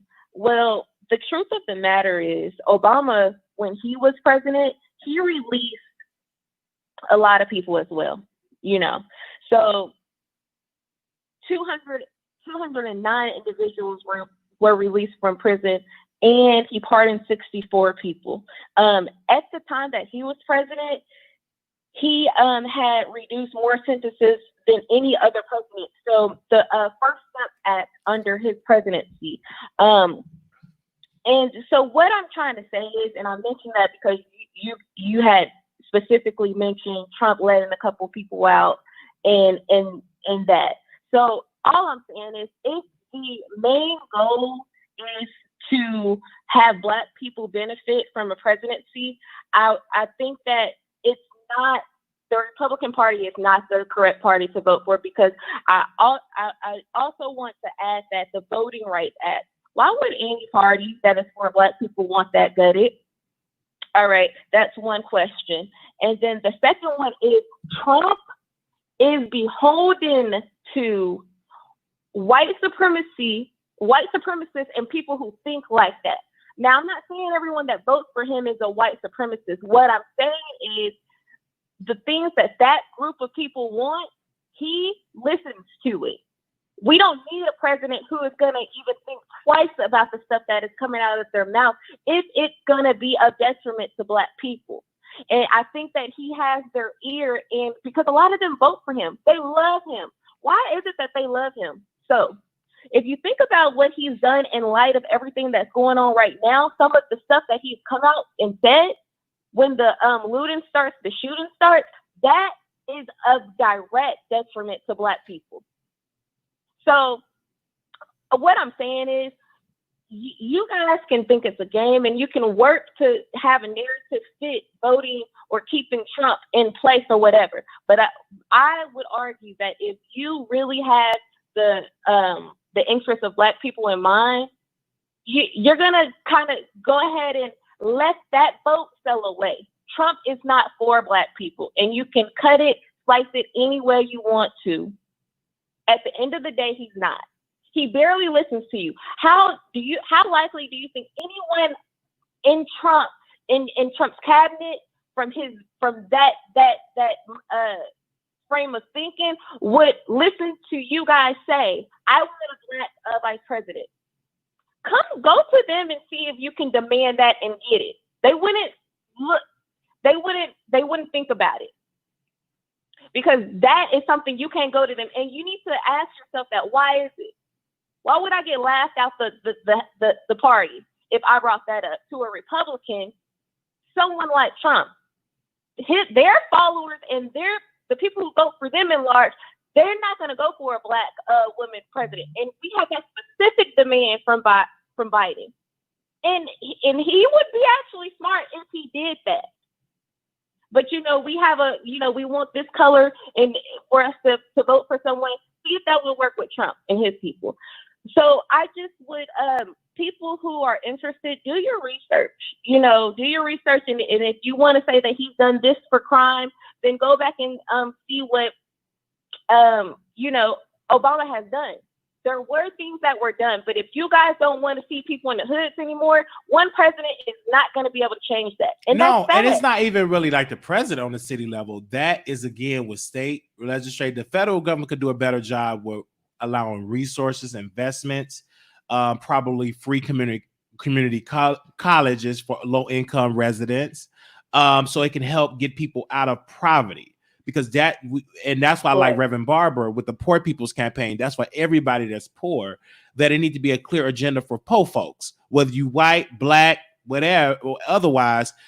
When you can't pay your bills, you can't pay your bills. When you can't pay your rent, you can't pay your rent. No matter your color, if you ain't got the money, you're going to get thrown out. So it needs to be a clear agenda for poor people. So I like that from Reverend Barber, and I think that's a great agenda. But again, we have to vote at every level, with the Senate, your Congress, your state representatives, and you have to do it at high numbers, because it's local, it's in different districts and counties. So you have to vote at every level, because if you don't, you will not win. You are right.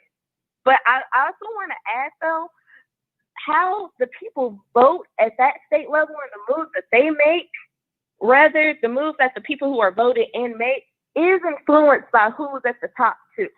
I know the president cannot make moves.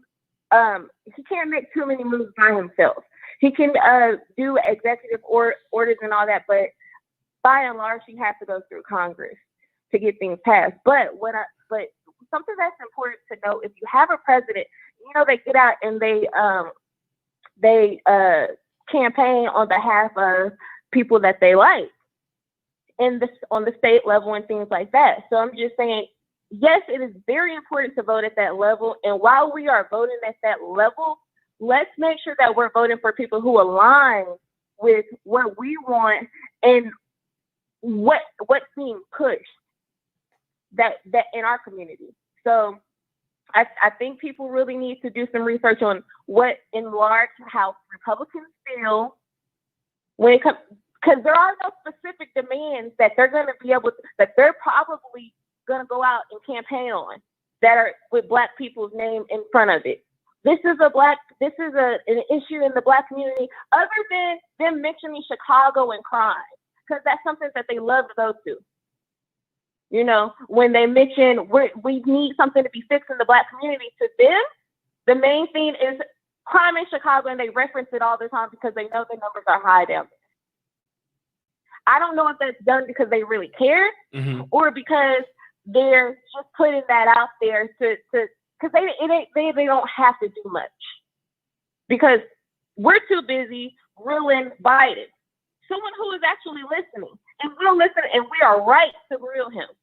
Right, because but absolutely, but again, poverty and actually being in a piece of with the local election. I really want to focus on that, because I think folks are so concerned, because even when the president is in there, they have a such thing called the midterm elections. Many people don't give that energy. So if you have Biden, say when you got Biden in the White House, and if he lose the Democrat support in the House and the Senate and get Republicans, his agenda cannot be implemented. There will be gridlock. So what I'm saying is we have to have that energy at every single election cycle, because that's the problem with Obama. He lost a lot of support during the midterms. They voted in Republicans because I felt as though he put in he with the healthcare was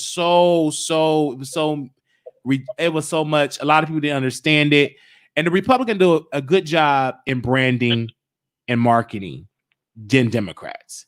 The Republicans are so much better when it comes to branding and marketing. I give them that. And I'll tell you why I think so, because the Democrats, what they're really concerned about is the emotional part of it. And they'll talk about that way too much, while the Republicans are not. And they're just sticking to just simple stuff.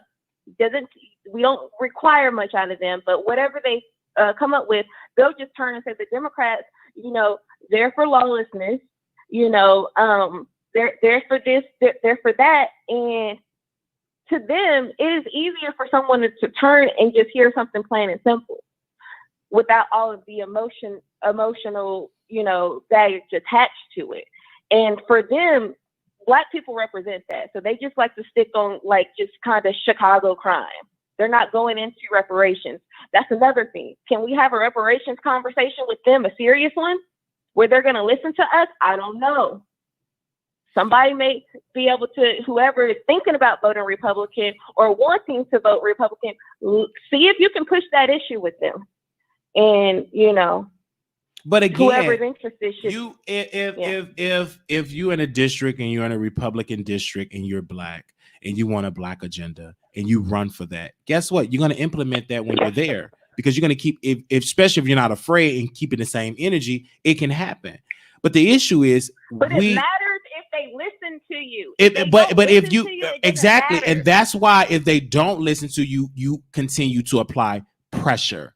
And I think that even with eventually vote them out, right?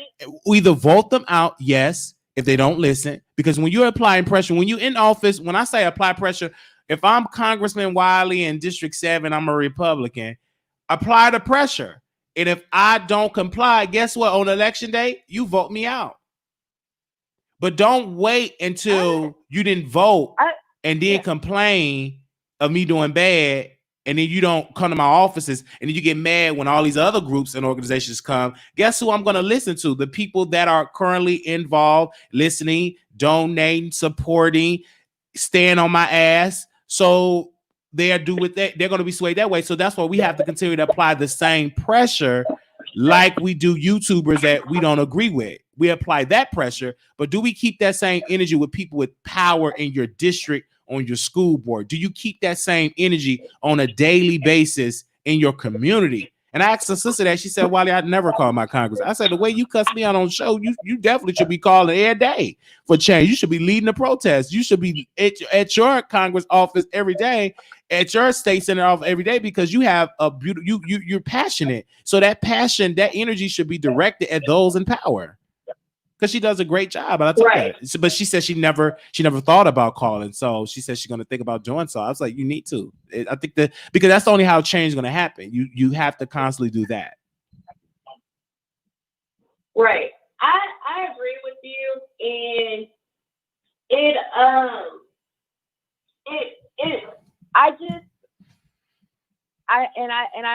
I thank you for having more conversations about this, and that's why I don't mean to be, messy, but I know that is something that you guys do on these channels.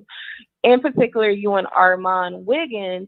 I just think that he lacks the, they can make jokes and everything like that, but it just seems that he doesn't have the mind to, be a little bit more serious and have a serious conversation that can invoke, thought in this type of again, I'm gonna challenge you though. Do his subscribers demand it? Okay. Do they demand it? Because my people, I do a listening session. Like yesterday, I do a poll. I have a text list, an email list with people. So I listen of what they want to hear.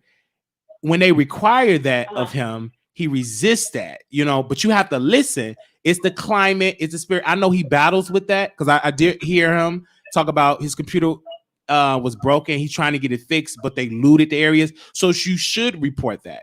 And if he would listen to a person like me, and I'm gonna give you this for free, get your camera, do a report like Lovely T is doing, and show your subscribers and your viewers the issue, because you have a lot of power and influence in that seat. Use that influence and power for good. When I looked at Lovely T when she was traveling in Minneapolis from the suburbs, getting food and bringing it to the hood, hood. So, and she's using her powerful platform, informing the people on the ground level. So I was able to see from her lenses on her camera that a Black-owned business were protected because folks stood in front of it and said, this is Black-owned.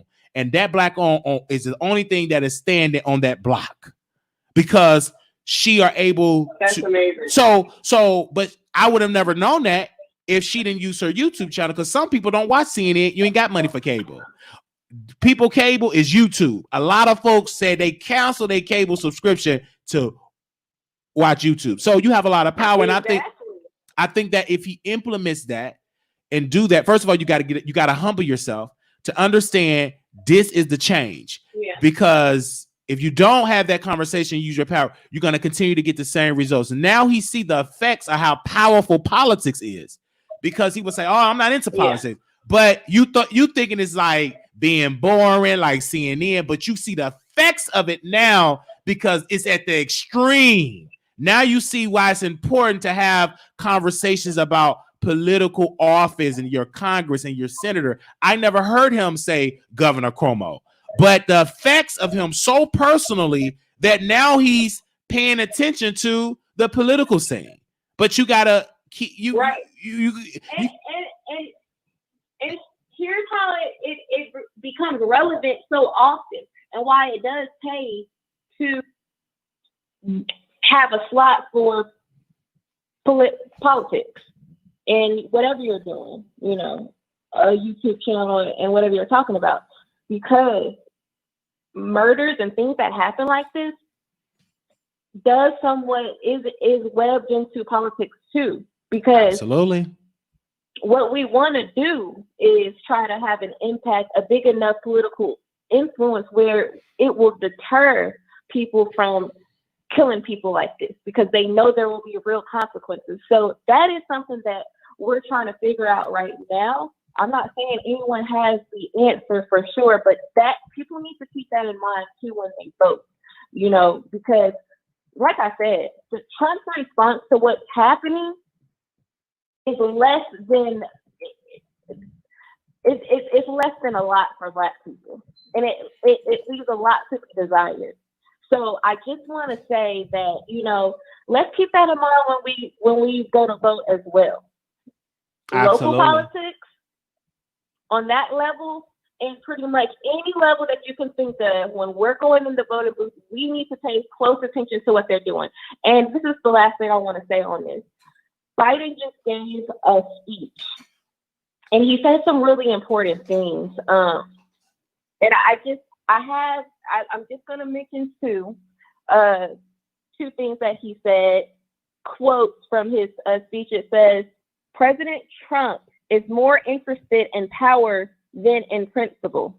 He's more interested in serving the passions of his base than the needs of the people in his care. And I agree with that. And that goes back to what I was telling you earlier about who is in your base is going to have a big impact on the politics that you push. And I would argue that a lot of the people in his base are not for Black people, and they do not have our best interest in mind. You may be able to reference some people that he paraded around and got out of prison, 1, 2, 3, 4, however many. And the First Step Act is what a lot of people are latching on to and mentioning. Okay, give credit where it's due. If you feel credit is due there, but please do your research on all of that, because that's talking points for them at this point. But and so he said that, and there was one more thing that he said, and then after that, you know, I'm done. But it says he's speaking on the nationwide protest. A country is crying out for leadership that can unite us, leadership that brings us together, leadership that can recognize pain and deep grief of communities that have had a knee on their neck for a long time. I don't think Trump is too worried about that community, which is us. You can tell by the way he talks and what he promotes.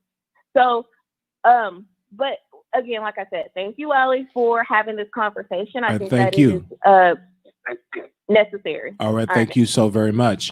The number is 646-716-8447. Anonymous, you live on the air. Hey, Wiley. Hey. It's a few things I want to say. The first one being,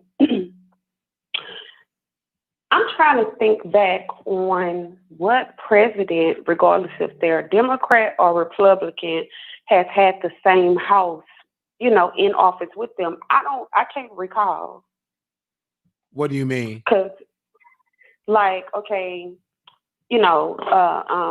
Obama, he was president, but basically the office was mainly controlled by Republicans. Oh, no, that's not true. When he first got elected, it was Democrats. No, the Democrats had both houses. They had the Senate and they had the House. During the midterm election, he lost a lot of that. And Republicans were able to take control of the House. Right. So, but Democrats have the House.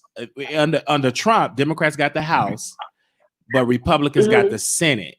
So they got the majority of the Senate is in the Republicans, and the majority of the House is Democrats. So that's where we're currently at right now. But when President Obama, when he won his election, he had Democrats took over both houses, the House and the Senate. Okay, I'm kind of confused. So if Democrats control the House, why all the bills that he was trying to pass was having a problem getting passed? Because once it's passed in the House, it goes to the Senate. And if Mitch McConnell, which is in charge of the Senate, he's the head man in charge, he refused to put a lot of those bills up for a vote. So it just be on his desk, just stacked up, collecting dust. Okay, let's just say he puts it up there for a vote, and the House vote, and they got an agreement. It's going to be sent to President Trump's desk. Either he's going to vote for, or he's going to sign it or veto it. So, because he had that right. And that's why it's so important to get people in there with good support and work with the administration so you don't get embarrassed and get it vetoed. That's why it's so important. Whatever bills you got proposed, with it up for a committee to work with the president, administration, their team. So when they go there, because they got to negotiate, put stuff in there to make sure he signed it. So when that's just how it operates. But in the Constitution, if the president vetoes the bill, 2/3 of both houses can override that veto. That rarely happens because that's a lot of votes and they ain't not that unified yet. But if we vote our numbers and get people that's in there that's about that life, that willing to put a policy in there for us and put more us represented in Congress, because I think it's too white. I think both of them is just too damn white. We need more. It needs to be multiple cultures, all represented, different colors, all represented in there that looks like America. This is not a predominantly white America. This is not that anymore. This is not 40, 50 years ago. This is 2020. It have changed. So the Congress should reflect how America looks, and unfortunately it don't. It's too many white old men in power. So that needs to change, because when you have that idea, you get stale. They stop dreaming. They do the same thing. What is right, what is comfortable, what they think is right, and maybe it's outdated. We need diversity major from all levels in Congress as well as the Senate, and not just those in it. Because there's a lot of Democrats that are white, they don't hire a lot of black folks to work on their staff. They don't have a lot of black people on their chief of staff in the Senate, in the House, where they work for different. It's not too many of us in those seats of power. So I do believe that that's why it's so important to vote, but you have to vote by your district. It's in different districts, so you really have to district 7, district 10. It'll be like 300,000 people in this district. It's work like that. It's not like 300 million. It goes by different districts when you're talking about Congress, especially when you talk about Congress. Senate, that's for the whole state, because only get 2 for Senate. Representatives go by how many, it goes by the population, but with the Senate, every state get 2 senators, right? So we just definitely have to just vote and really, and it is just very good too to use Google, because what I do is I didn't know all this stuff. I'm like, what is that? Because they didn't teach that in school, like really.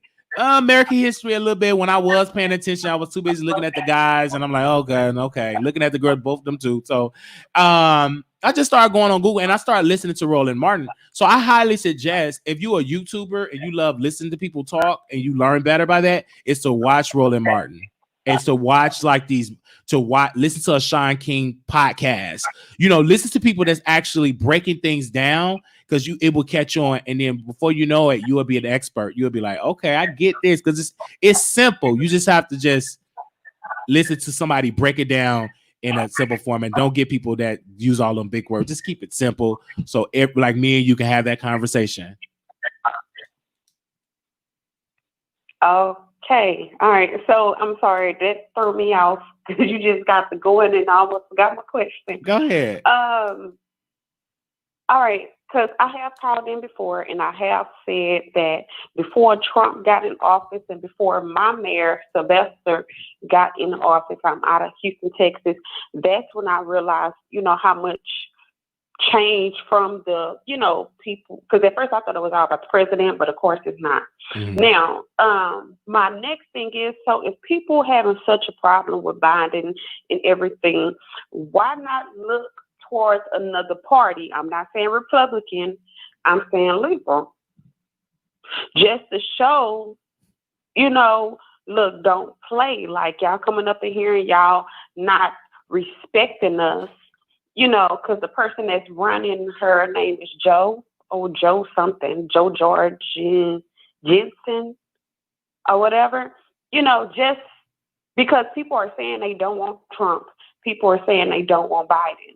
So why not go the other party?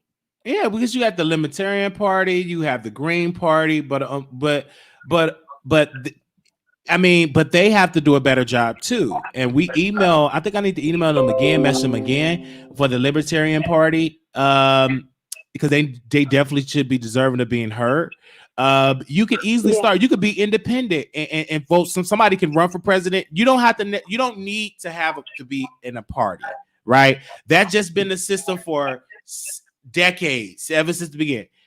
But unfortunately, it's so embedded in that everybody, unless you coming in as Brandon, you coming in with a machine with a lot of money and by a miracle that you can change. Because some people been Democrats, Republicans forever. Like that been the conversation, 2-party system 90 forever. seconds. So what I'm saying that the Republicans don't want Joe Biden. I mean, the Democrats do not want Joe Biden, and we do not want Trump. Some of the Republican Party do not want Trump. So I'm trying to see why not go to the party that everybody is just like, oh, we ain't got to worry about them, and put them up in there, so that way the Democrat Party knows how to come the next election, and the Republican Party. I do agree with you on that. 60 seconds. I do agree. We do need more people running independent, being independent candidate. Because if I were to love to run for office, I would love to be an independent, right? But of course, with that entail, you have to work 30 times as harder, because you're going to need the rate, the infrastructure, the money, the marketing, the media. You need to be a beast and your ground game, and you got to have some faithful, willing mind folks to really get your message across. Even if you lose, you're doing it a strategic move for promo, for promotion, and do it. But you have to play to win, not play to lose. And you have to do it by any means necessary. Get as much media attention. You have YouTube, so it's ways that you can garner an audience and attention, but you have to be willing to take on that work and actually speak to the people as well. So I agree with you on that, because if we had more people like that, it would be better off. Wiley, Wiley, since you agree with me on that, why not do another live later? But before you do that live, have the people, do the research on an independent race runner and the liberal race runner, and then we choose which one, and then we can reach out with you to like celebrities, like so that way they can post them, so that way. Because people, I see what you're on saying. The internet. Come on now. I see what you're saying. You can reach out to the Cardi B, I see what you're saying, but the reason, so that way for me, ma'am, this is who you vote for. I understand that for me, like that's great for the next round because that you're talking about years of planning, like it's no way, that's close to impossible to get that done from May to like November almost. That's why I'm more so having November. a clear. It's June, right? So how is it impossible? I just think for what you're talking about, that's a lot. That's a lot, but it can happen what you can do is, I agree with you, is bring those candidates, like because we already had the libertarian candidate. That's Biden just or Trump. Right. So basically, we're about to get Biden or Trump. It's other candidates running too on the libertarian side in the Green Party. It's other parties running, and I'm gonna make that promise to continue to reach out to her, the one that's running on the libertarian side, to hear her side of the story, and see what their black agenda is. But you're right, that's okay. So if you know someone and all that, I'm gonna do more research on that piece as well, because they deserve to be heard. I mean, why not? I think that's awesome. I think they should be heard. Anybody that's running and want to vote, why not? I think you should get a chance. But unfortunately, a lot of these media don't give these independent candidates a chance because they so conditioned. Hold on. Mainstream media ain't crap. Everybody knows that the black media is what is going on right now. That's why I'm saying what I'm saying. Like, even like if you get with some YouTubers, Tasha K don't really talk about it, but Millie, she talks about it. She's very, very candid on it. And then on top of that, she's not scared to send a voice note. All right. Real quick, hey, so that's what I'm saying. Like, we could vote. Oh, thank you. No, I hear you, and you're right. And so, thank you for that suggestion. I'm gonna move on to this next caller. Thank you, sister. Hello? Yeah, okay. Let me see. Did that caller hang up? Anonymous, you live on the air? Hi. So I'm just calling to give a response to the lady that just called. I'll make it quick. Two things. Her saying this late in the game that we should consider a third party who probably is not going to get elected. I'm not saying it would be a complete waste of time, but we have to remember, if the person doesn't get in office, then they can't do what we're asking them to do. And so it's very likely that if we come up with if we start voting, hey, let's all go and vote for a third party, they're not going to be able to do what we ask them to do. Yeah, not right now. Probably not going to win. That's like years of planning. Like that's like a 3-4 years planning, because you would first have to have that candidate so embedded in Black America so they would know, and Black people go by who they know, and that's why Biden was so successful, because he was President Obama's VP choice. They saw him every day, just like looking at that Jesus post on your wall. So you see something every day. So that's power imagery. So it's like go ahead, sister. Yeah, and like she said, so they're probably not going to win. One. So two, from May to November or June, it's June now, we need to focus on the biggest impact that we're going to have on the person who's running now, and that's Biden and Trump. Trump, he's in office right now. We haven't had that big of an impact on his policy and things. So maybe she wants to have like a call in later. Maybe everyone still put together ideas and put it in Trump. You can do it for Trump too, because you're going to choose out of Trump and Biden. Push it to both of them. And see what Trump has to say and see what Biden has to say, and see if any changes happen within their party. And because, like I've said before, Trump is running it too. So let's see if where we can make any headway. Absolutely. With what candidate. And Absolutely. I think Roland Martin, he's very knowledgeable. So that is a really good person to listen to if you just want to get kind of like a food for your thought, yes, politics type of one-on-one, because he breaks it down very, very plain. But yeah, that's all I want to say. Absolutely. And I get all of my best notes from him. And that's what it is. And so what we'll do is we're going to definitely talk about Georgia, because you have Devin running for Georgia State Senate. So we're talking about in all levels. But, you know, because if we increase and provoke more people to vote on the local and state level for November 3rd, you will be voting for everything. You're not just going to vote for local. It's all on the back. You know what I'm saying? The ticket is all down there. Everybody's on there. So that's why we're trying to get a lot of folks going to vote. And of course, I'm working on putting the ad out on my show, radio thing, and put some things together about the importance of voting. Because some people don't know, they haven't checked. So you need to go to vote.org, I believe, to check and see if you're still registered to vote, because you probably are not, especially if you haven't been that active. It's always good to check, always double check. And I highly suggest when your state open up for early voting, vote during the early voting phase. Do not wait until election day. When they do early voting, get it in as soon as possible. Right. Because you know how it goes on voting day. It'd be a lot of folks. The longs be long. Get your vote in. If you know who you gonna vote for, your mind made up, go doing early voting. Vote doing that. So we definitely gonna keep in contact with. And I wanted to start this early, sister, because I did not want to wait until October 30th. I said this is the perfect time to start and demand things while it's still early in the game. We pretty much in the third quarter right now, I would say. What do you think? What do you suggest? Maybe like in the second, third quarter, we almost there. I would say we're pretty much in the third quarter right now. We in the third quarter. Fourth quarter is coming up. Yeah, but we're in the third right now. We're in the third quarter right now. So this is the right time to definitely do things. And I think YouTube is a powerful tool. Facebook, Twitter, getting on your phone. This is powerful. This is the time. So I highly suggest Lovely T. I highly suggest Impressive Channel. I highly suggest Daytime Teas. I highly suggest Amal Wiggins. I highly suggest Michelle A.T. Elliott. I highly suggest Dr. Larry Reed to encourage your listeners to vote and at least have, if you can't do an hour segment, at least do a 10-minute segment of the show. And that's another thing I wanted to.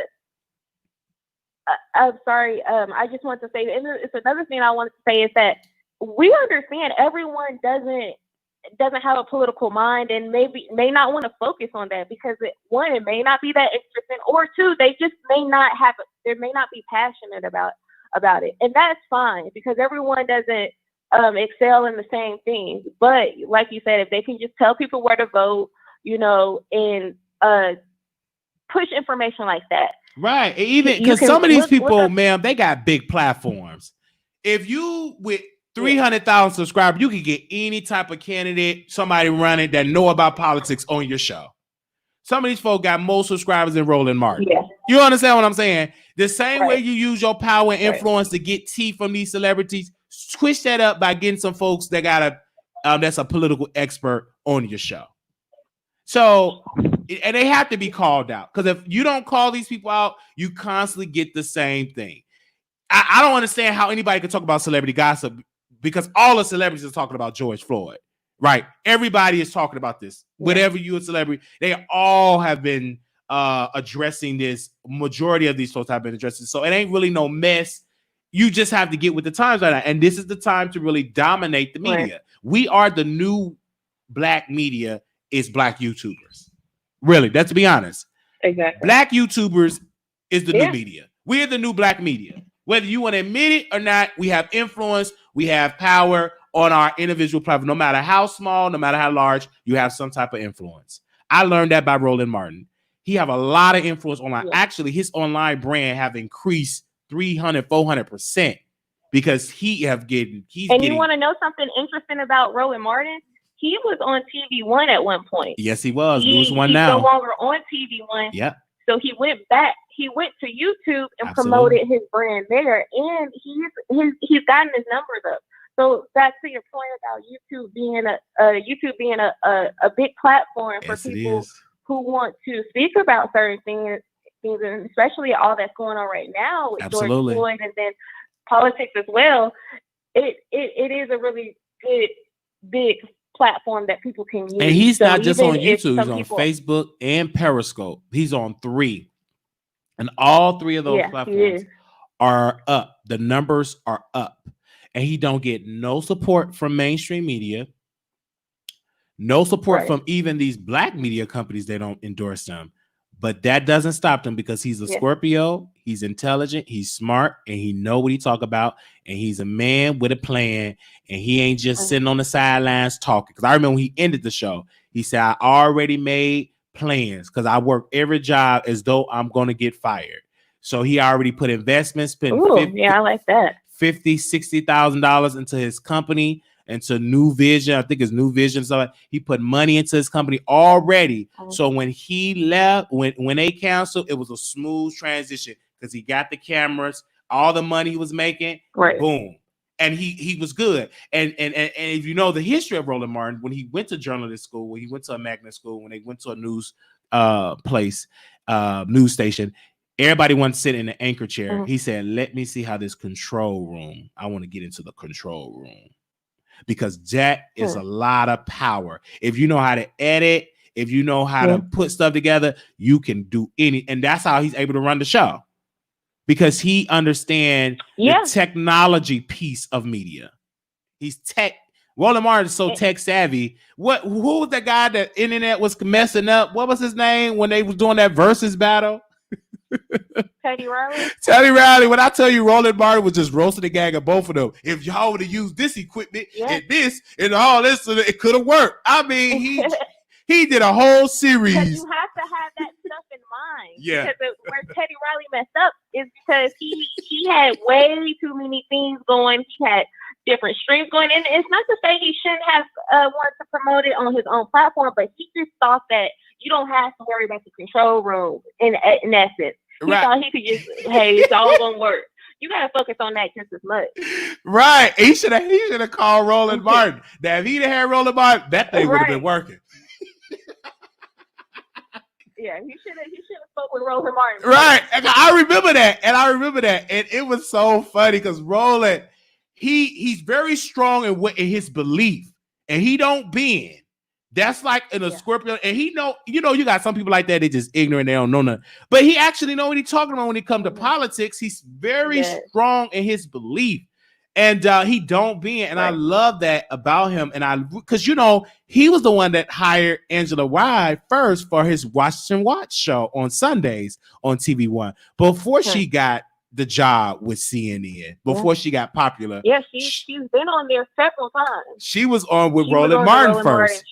Yeah, so a lot of these black commentators that you all see worked with Roland Martin. A lot of them worked with him first. And CNN saw that they started writing them checks because they started seeing how powerful of a producer he is and a creator. So they start offering them checks. But he ain't mad because his whole thing is, I got a whole new crop coming in, and he got new folks on there that I like. Yeah. So he's like, look, I'm gonna get the information out however I see fit. And if YouTube is the avenue, then I'm gonna do that. And that's one thing that Roland does have on his side, whether you agree with his politics or not.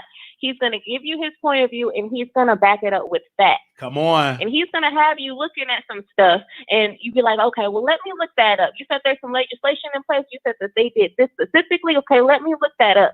And I think that in general, we do need to have a plan and have specifics in what we want, because there are moves being made where you don't have to have a law degree for you to understand, and then try to get in there so you can have some influence. But Roland Martin is a really good outlet for research, fact checking, and just a different point of view. And you don't have to agree with his politics. Come on. But he does give you that stuff, his opinion and the stuff to back it up. Absolutely. And that's why it's so important, because the information is out there. You have to go and get it and really take time out and Yeah. research and read books as well. Because I remember he told me to read Martin Luther King, Chaos of Community, Where Do We Go From Now? Where do we go from here? So I remember I purchased that on Amazon. I got to go get me another copy because I don't know what happened to mine. So I started to get more into books. Even I started reading the Jackie Robinson story because of Roland Martin told me to read it. So it's a lot of stuff that I learned. It's like he's like my mentor, like literally, because he said so plain that I can understand what he's saying, you know. So you're so right. And that's a talent when you can, and I think that's one of your talents as well, is that you can speak so plainly to the people, and I can tell that you have, you know, a good mind, I'll say, where you can piece some things together and with additional research. And I can already tell you've already started to do additional research. Yes, it'll be easy for you to have that conversation. Right, because that's why I'm getting more into the research piece, because this is a serious, delicate situation, and it's making me a better informed citizen. It's making me a better informed human.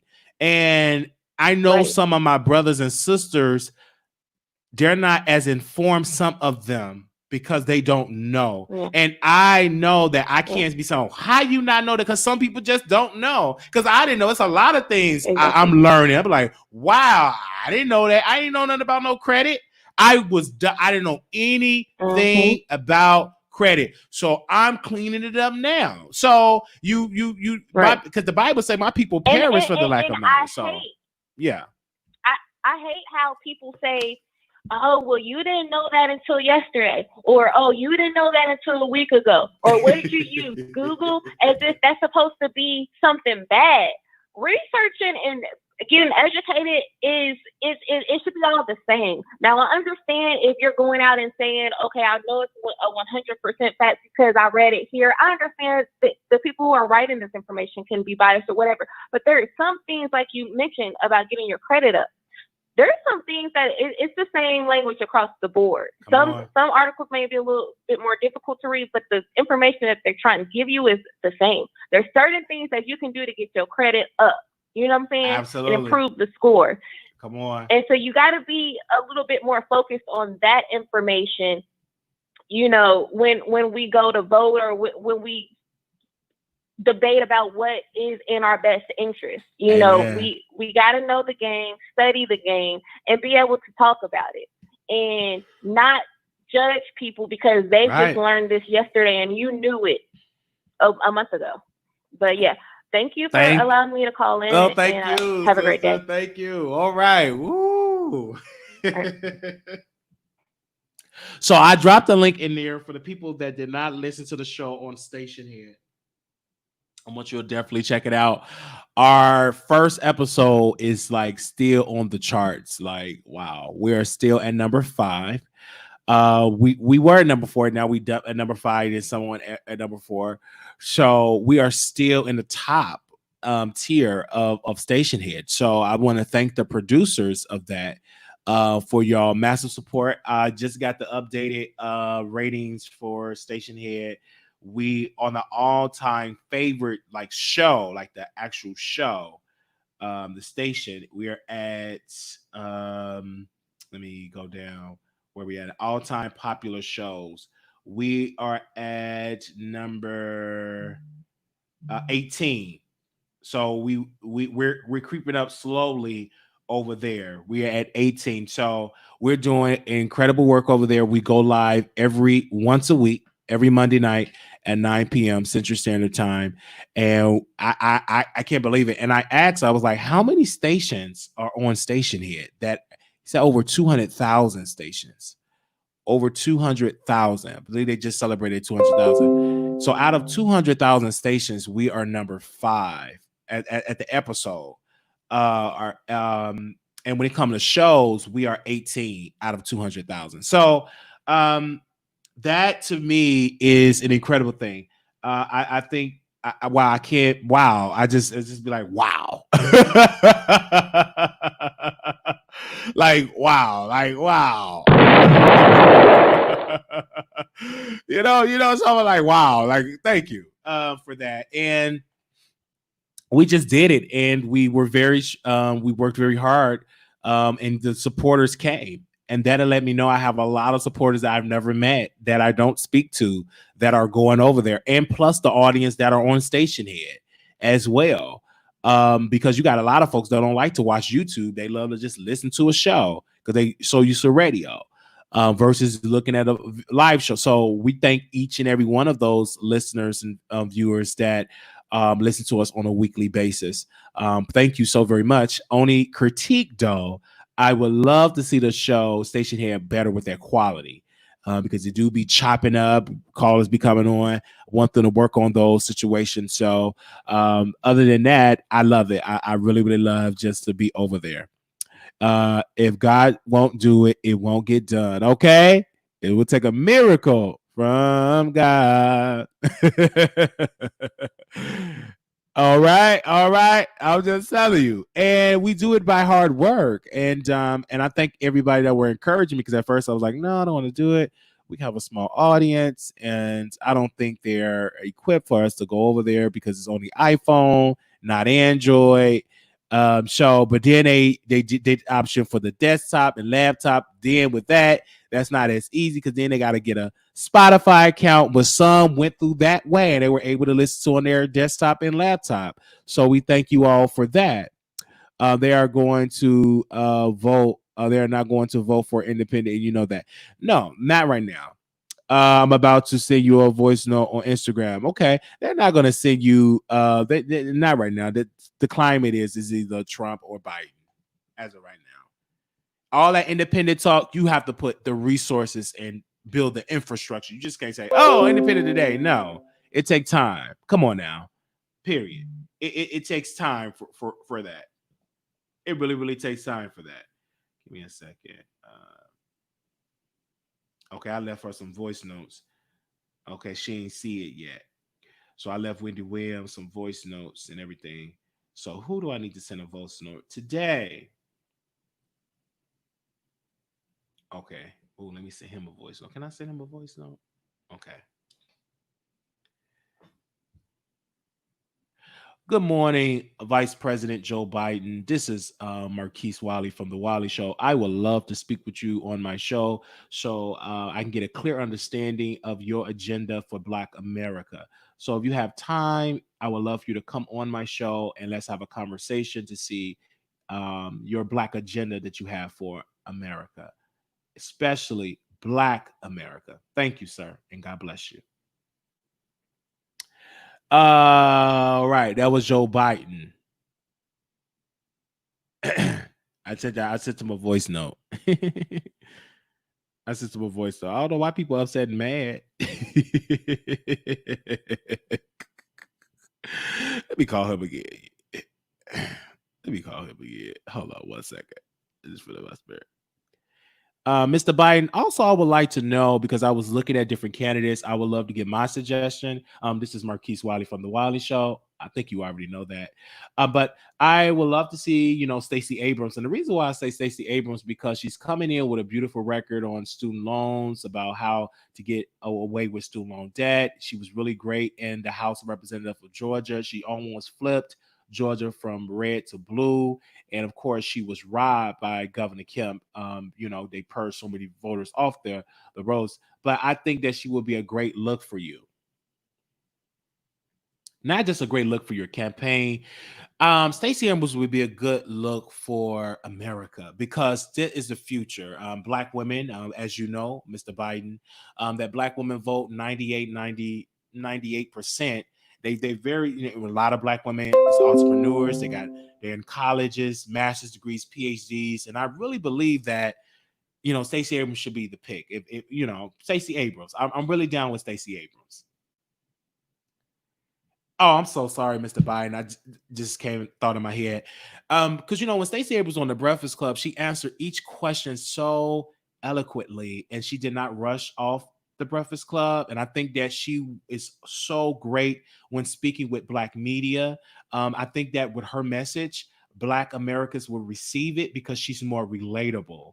And I think that you need a candidate, you need someone on your ticket someone working with you that is relatable and to help get your message across. And Mr. Biden, I'm not going to always think that I am perfect. I'm not an expert. I did look at your records. Some of your records should be questioned, but nevertheless, I do believe that you have done some good for Black people. I just want you to build upon that. And if you pick a Black woman like Stacey Abrams, I think that will change and that will be a history-making moment. And also pick a Black woman to be on the Supreme Court. And of course, Loretta Lynch to be your Attorney General as well. You know, I just want to throw that in there. Okay. I'm sorry, what? What? Sure, I'm a taxpayer. I should be able to say what I want to do. It didn't say, yeah, I'm a taxpayer. What?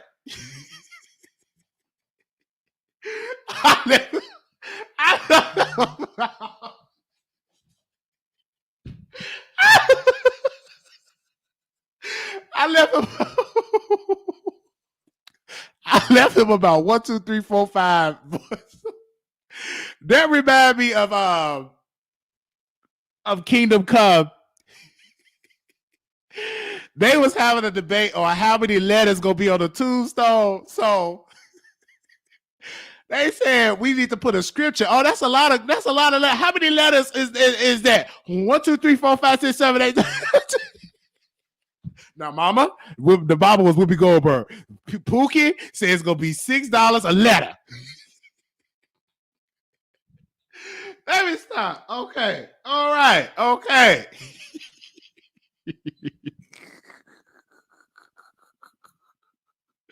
All right. Oh my God. Oh my God. I cannot believe. If I put my request in, I don't care what y'all talk about. Y'all be sending me so many big, thick. They said good afternoon, everyone. I'm here. I just can't shout out anyone right now. I keep getting calls and emails back to my work. I just saw that. He go with the Area X moving over those assets and wigs. Yeah, all that type of stuff. So it is what it is. Someone said, if Joe calls back, you will blow your haters' head up. Right, absolutely. Absolutely. Absolutely. So we thank y'all so much on stage. And you know, it was a lot of controversial things on stage here. I'm not perfect. I'm not an expert. Please, I'm not Jesus Christ. I'm just some I say some fucked up shit. I'm gonna just be honest. You'll excuse my language. But but y'all gotta listen to stage here and be like, did I really say that? Lord have mercy. But our show is very unfiltered. It's not politically correct. I will offend you. That's just the type of show that Stacey. It's gonna offend you. It's gonna make you laugh. It's uncomfortable. It's not politically correct. Broken English. It's. I think I was giving you a little impersonation of Judge Mathis because you know Judge Mathis would say, "Are you on crack? You a crackhead? Or do you do crack, ma'am? Do you do crack? You was a crackhead." I do a lot of impersonations on. So you definitely have to tune in to the show. And that's what the audience resonate with. Like it feeds into that. Because I can't disagree, like it is because if you hit that call in and you acting dumb, I might call you dumb. I'm gonna just be honest with you. I'm just, you know, I'm not politically correct. I've never been a politically correct guy. I've always, you know, said what I said, you know what I'm saying? And when it comes to entertainment wise, when I'm in the lenses of entertaining, oh baby, I go in. You hit that, and you saying some stuff that ain't, oh baby, you might get dragged. I don't mean no harm. You might get you a little nasty piece of drag. That's just the thing. Everybody's so great.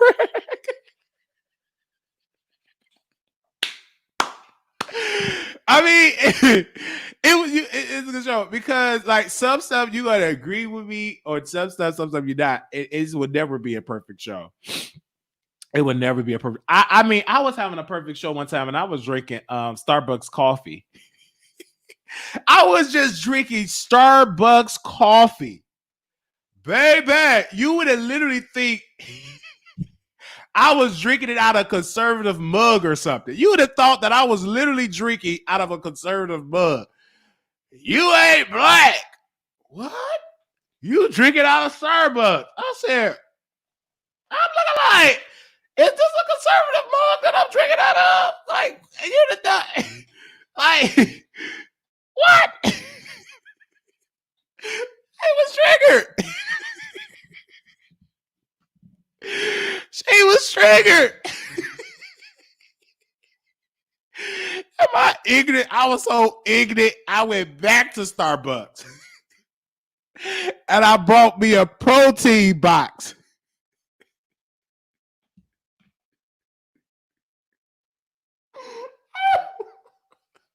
And I got me a protein box. Hi, can I get a protein box? Yes, the turkey, the ham. Hi. Because I was watching T.S. Madison on YouTube and she got a protein box. Hi. She was with Chi Chi. So I remember one time she was live. This before they blocked me off this off their Patreon, because you know they did block me off Patreon. I'm like, damn, why I get blocked? I was paying my money faithfully. What I do? I ain't really do nothing. I just told people about her song that was coming out before she told her subscribers on YouTube and Twitter. She only told her patrons that she was releasing a record. That's all I did.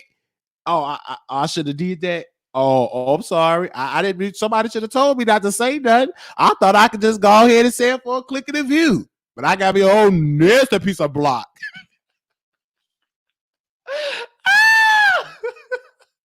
I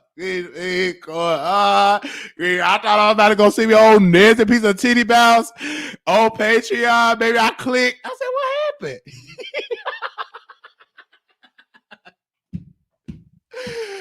Baby, T.S. Madison said, SS denied. I'm looking like, why did I have to get, what happened? Why? I was not even doing it. I'm a little bit over there to see Chi Chi. Baby, the Maddie Bob must have told Maddie that I put the record out and I talked about the record and I reviewed it and I got me an old block, honey.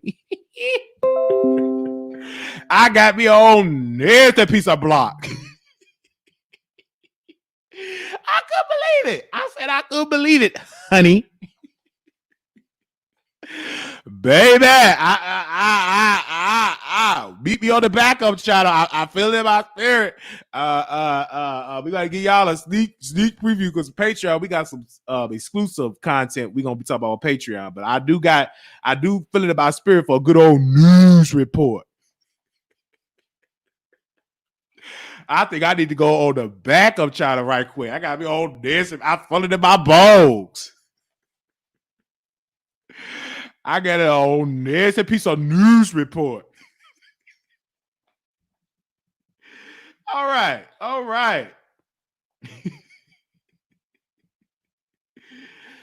Oh, okay. All right. Hi. Who is that? All right. News that you can use. So, everybody has been asking me to do a news report in the beef sector. I mean, I'm getting so many requirements for that. So, wow. Wow. Everybody want me to do a news report. But who knows? No. We're thinking about doing it, but we're thinking about it. As doing an in-depth news report. But I will tell you this though, on Station Head, I'm working your distractor. On Station Head, we're doing incredible. Who in the world is that? On there, Station Head, we're doing incredible stuff. So I want you all to continue to thank you all for supporting us over there, because people dissed us and talked about us, but we making Station Head great. You know, he's trying. You know, he want to beat us, but at the end of the day, we still side by side. At the end of the day, you might bump me from one spot, but when they go look at that home page and scroll down, they see us side by side. I'm just saying. They still see us side by side, so that'll let us know who got the talent. Okay, I will never say certain ones don't have talent. Everybody that's on Station Head, and I will say the name, but I don't want to be messy and everything, so y'all have to go on Station Head and see the name. Is talented folks. Everybody on that station on in the top. Let me go scroll down. Everybody is talented. 1, 2, 3, 4, 5, 6. Oh, we are number 6. Everybody that's in that top 10 is talented. Everybody in that top 10 is very, very talented. Absolutely. Anytime that you're competing with people with 3 times, 4 times, let me just say the names. I'll be a little bit messy. I gotta say the name. Why not? Why not? It wouldn't be the Wiley Show. It ain't a little mess. We talked about the politics. Mob Radio definitely have 3, 4, 5 times of the audience of the Wiley Show, so she should be number 1. Richard Lomax, a NAACP award winner. He worked with so many stars. Ra Ali. He was on a very popular show with Ra Ali, and he also was the makeup artist for Remy Ma. So he definitely should be number 2. Number 3, I don't know who number 3 is. God bless you to them. I don't know them. But number 4, Ra Ali, definitely. She has some serious competition, but she deserves a bomb. The Mott Wiggins Show, definitely in deserving. So I believe that he should be higher with his. He have a big, gigantic office. 70. Is it 80,000 subscribers? Whatever it is, he's almost. Is he 20,000 subscribers away? Is he at 80,000 subscribers now? I believe he's at 80,000, if I'm not mistaken. But he deserved to be number 5. No, he deserved to be higher than that. But congratulations to that brother. I believe. Give me one sec. Y'all get the list. So he deserve it. You know. Wiley Show. We're number 6. Out of all of those people that I have named, all of them have 3, 4, 5, 10, 20 times in some cases the audience that I have. And we are still sitting in that level. Because Wiley may not have the type of size of a reach of an audience yet in the numbers. I probably do got a size of that because I just don't see it. But he have the talent, and Wiley have a secret army of supporters. They are secret producers, silent producers. They never drop down out of the bushes. They never send an email or a tweet or a text. When it's time for them to show up and show out, they are there. You don't have to beg them. They're right there listening.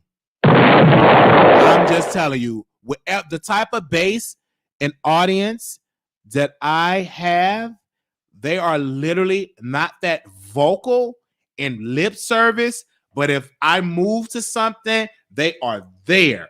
And whoever you are, we thank you. And we thank those that are vocal as well. Wherever they are. They don't comment. They there. And they, because whatever it is, you grow on Station Head. Guess what? Wiley grows on Station Head. All right. All right. I just had to say that. What do you think about Chief Renee Hall. Oh, baby, I can't stand that lady. All she's so concerned about her makeup and her lashes. I can't stand that woman. The chief of that, I cannot stand her. I cannot stand that. I can't stand her. I think she be that she tried to be too pretty. Oh, I cannot. Oh, I can't. I just can't stand it. I can't. Baby, she be baby. She want her hair laid, her eye. I can't stand that woman. I can't stand her when she be doing it. Oh my God. That is one lady that will hold up a press conference so she can make sure her hair is laid. Chief Renee Hall will make sure she looks good before she hit the scene. She ain't gonna be like the mayor in Chicago and have weed and naps and lint. Renee Hall, when she do a press conference, mama gonna be laid. You're not gonna catch Chief Renee Hall on having a bad hair day. There's nowhere in the world she would have showed up looking like Tory Lightfoot on any type of day. No way. Not the Chief Hall. It will not be a press conference if she's having a bad hair day. I'm going to just tell you that right there to there. It won't be a press conference. If she had to do it and her hair ain't laid and she got her own nasty piece of lace front, she ain't coming. But if you got your own natural piece of afro, you don't mind having a little lint in it, a couple of little naps and little lint, you don't mind coming up on the press conference. And one thing about Lori Lightfoot, she the boss. She don't give a damn so wet if I ain't wash my face so wet. I got a little naps and a little knit. I am that HBIC in charge. And who gonna check me? Lori Lightfoot pulls up. If you got a problem, she will pull up on you. And she got the type of her, who gonna check me?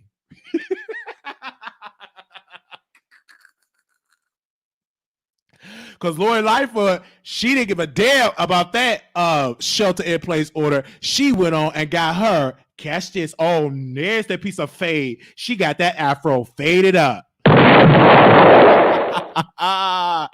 She got a whole nasty piece of lining.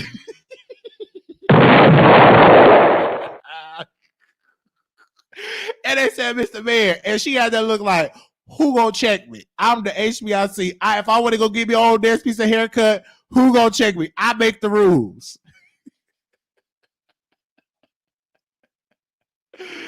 Oh, damn. Okay.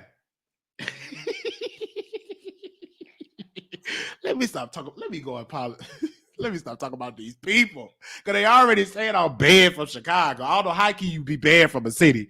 They already say I'm banned from Chicago. Let me stop talking about these people. Let me cut it. Good. I was doing good. Damn. Oh, where's Armin Brown at? She could have got me an order. Oh my Lord. I done got myself in trouble. Oh my God.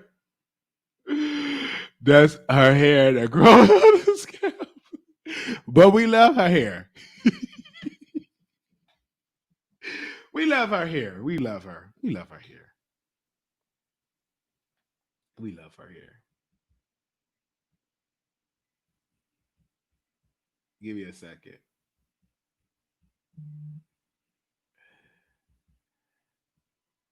All right. So I just received an email. Okay. Let me cut it out, baby. Well, I gotta feel in my spirit when I get off the plane and go to O'Hare, it's gonna be, baby, you not welcome in this city. Okay, so I just received an email from Sean King Action Pack. I am following that, and they sent me this email, and I'm going to read it to you. Marquise, today we're launching a grassroots law project and our plan to confront the devastating crisis of police brutality and mass incarceration in America. We need you on board. Below is an outline of our plan. It is a start. It's a living document that will be improved upon, developed. It was written with the support and guidance from a dozen leading policy experts, activists, and impacted families. Listen, the systems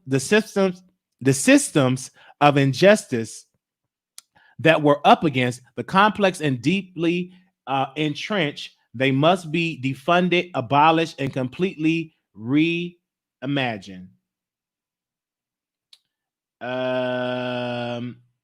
Decimating these systems piece by piece, structure by structure, and replacing them with something. And hold on, let me see. We're taking enormous effort, but together, step by step, we can do this. Okay, so they have a plan that they have it in a defund police, invest in communities. Defund police? What? Okay, here's just a basic outline. Read the full plan here. Defund police and invest in community, end police violence, establish civil oversight. Why we was going to defund police? Hold police accountable. Reform immigration. Okay, I'm gonna read that whole plan and come back to you and do a review on his plan. I'm like, I gotta see what he mean by defund police, because defund police, like what? Like I gotta see what that means.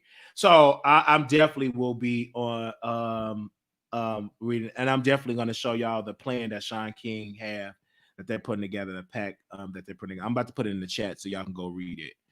Oh, we already have a constitution that protect all Americans. Somebody said. Dewey Wiley, we just Rudy Weezy leave her here, bro. Let me definitely put it right here. So, oh my God, he said the fuck. I gotta see what that means. I'm gonna read it before I give my opinion in its entirety. I'm gonna read it thoroughly and dissect it for myself. What are you saying? Oh, sorry, I'm on Patreon. I'm so sorry, ma'am. Somebody said we already have a constitution that protect all Americans. We do have a constitution that protect all Americans, but that constitution needs to be enforced so that all Americans are protected. It's like it's not on the it's there on the Constitution. It needs to be enforced. If it's not enforced, it's not worth the paper that is on. It's just a piece of paper. If you don't enforce it, all the Constitution is a document, but it had to be people in office to enforce the Constitution to make sure it's protecting all America, and that is including Black Americans. Do we? So shout out to Patreon. I'm sorry, not Patreon. Periscope. We back streaming on that. So I might have to upgrade to the other plan on StreamYard. So make sure y'all donate for that, for we can get and stream on Facebook, YouTube, and Periscope. Because we debunked the plan down because it was too expensive. I think that was like $50 a month for 3 to stream simultaneously on Facebook, YouTube, and Periscope. You know what I'm saying? So that cost, I think it was like $49.99 a month, and I just took it off. So if you want to see that implemented back again, I'm gonna definitely do, because I'm doing more work on Twitter and all the other sites. So I think it'd be great to stream on all 3 platforms. So I'm gonna look into that. So thank you for that, sir. Thank you for that comment, sir or ma'am. I can't speak because I can't really tell by the thumbnail of you. Thank you for that comment. Well, thank you all so very much. I'm going to bring the show to a close. God bless you. All right. So we'll see you all later. Let me get the outro. That's it. Yeah, hope y'all had a good time on the Wiley Show. And as always, hit that cash app at Marquise Wiley 28. That's MarquisWiley 28. Hit us up at PO Box 701122, Dallas, Texas 75370. Follow Wiley on Instagram at Wiley Show. Until then, see you next time.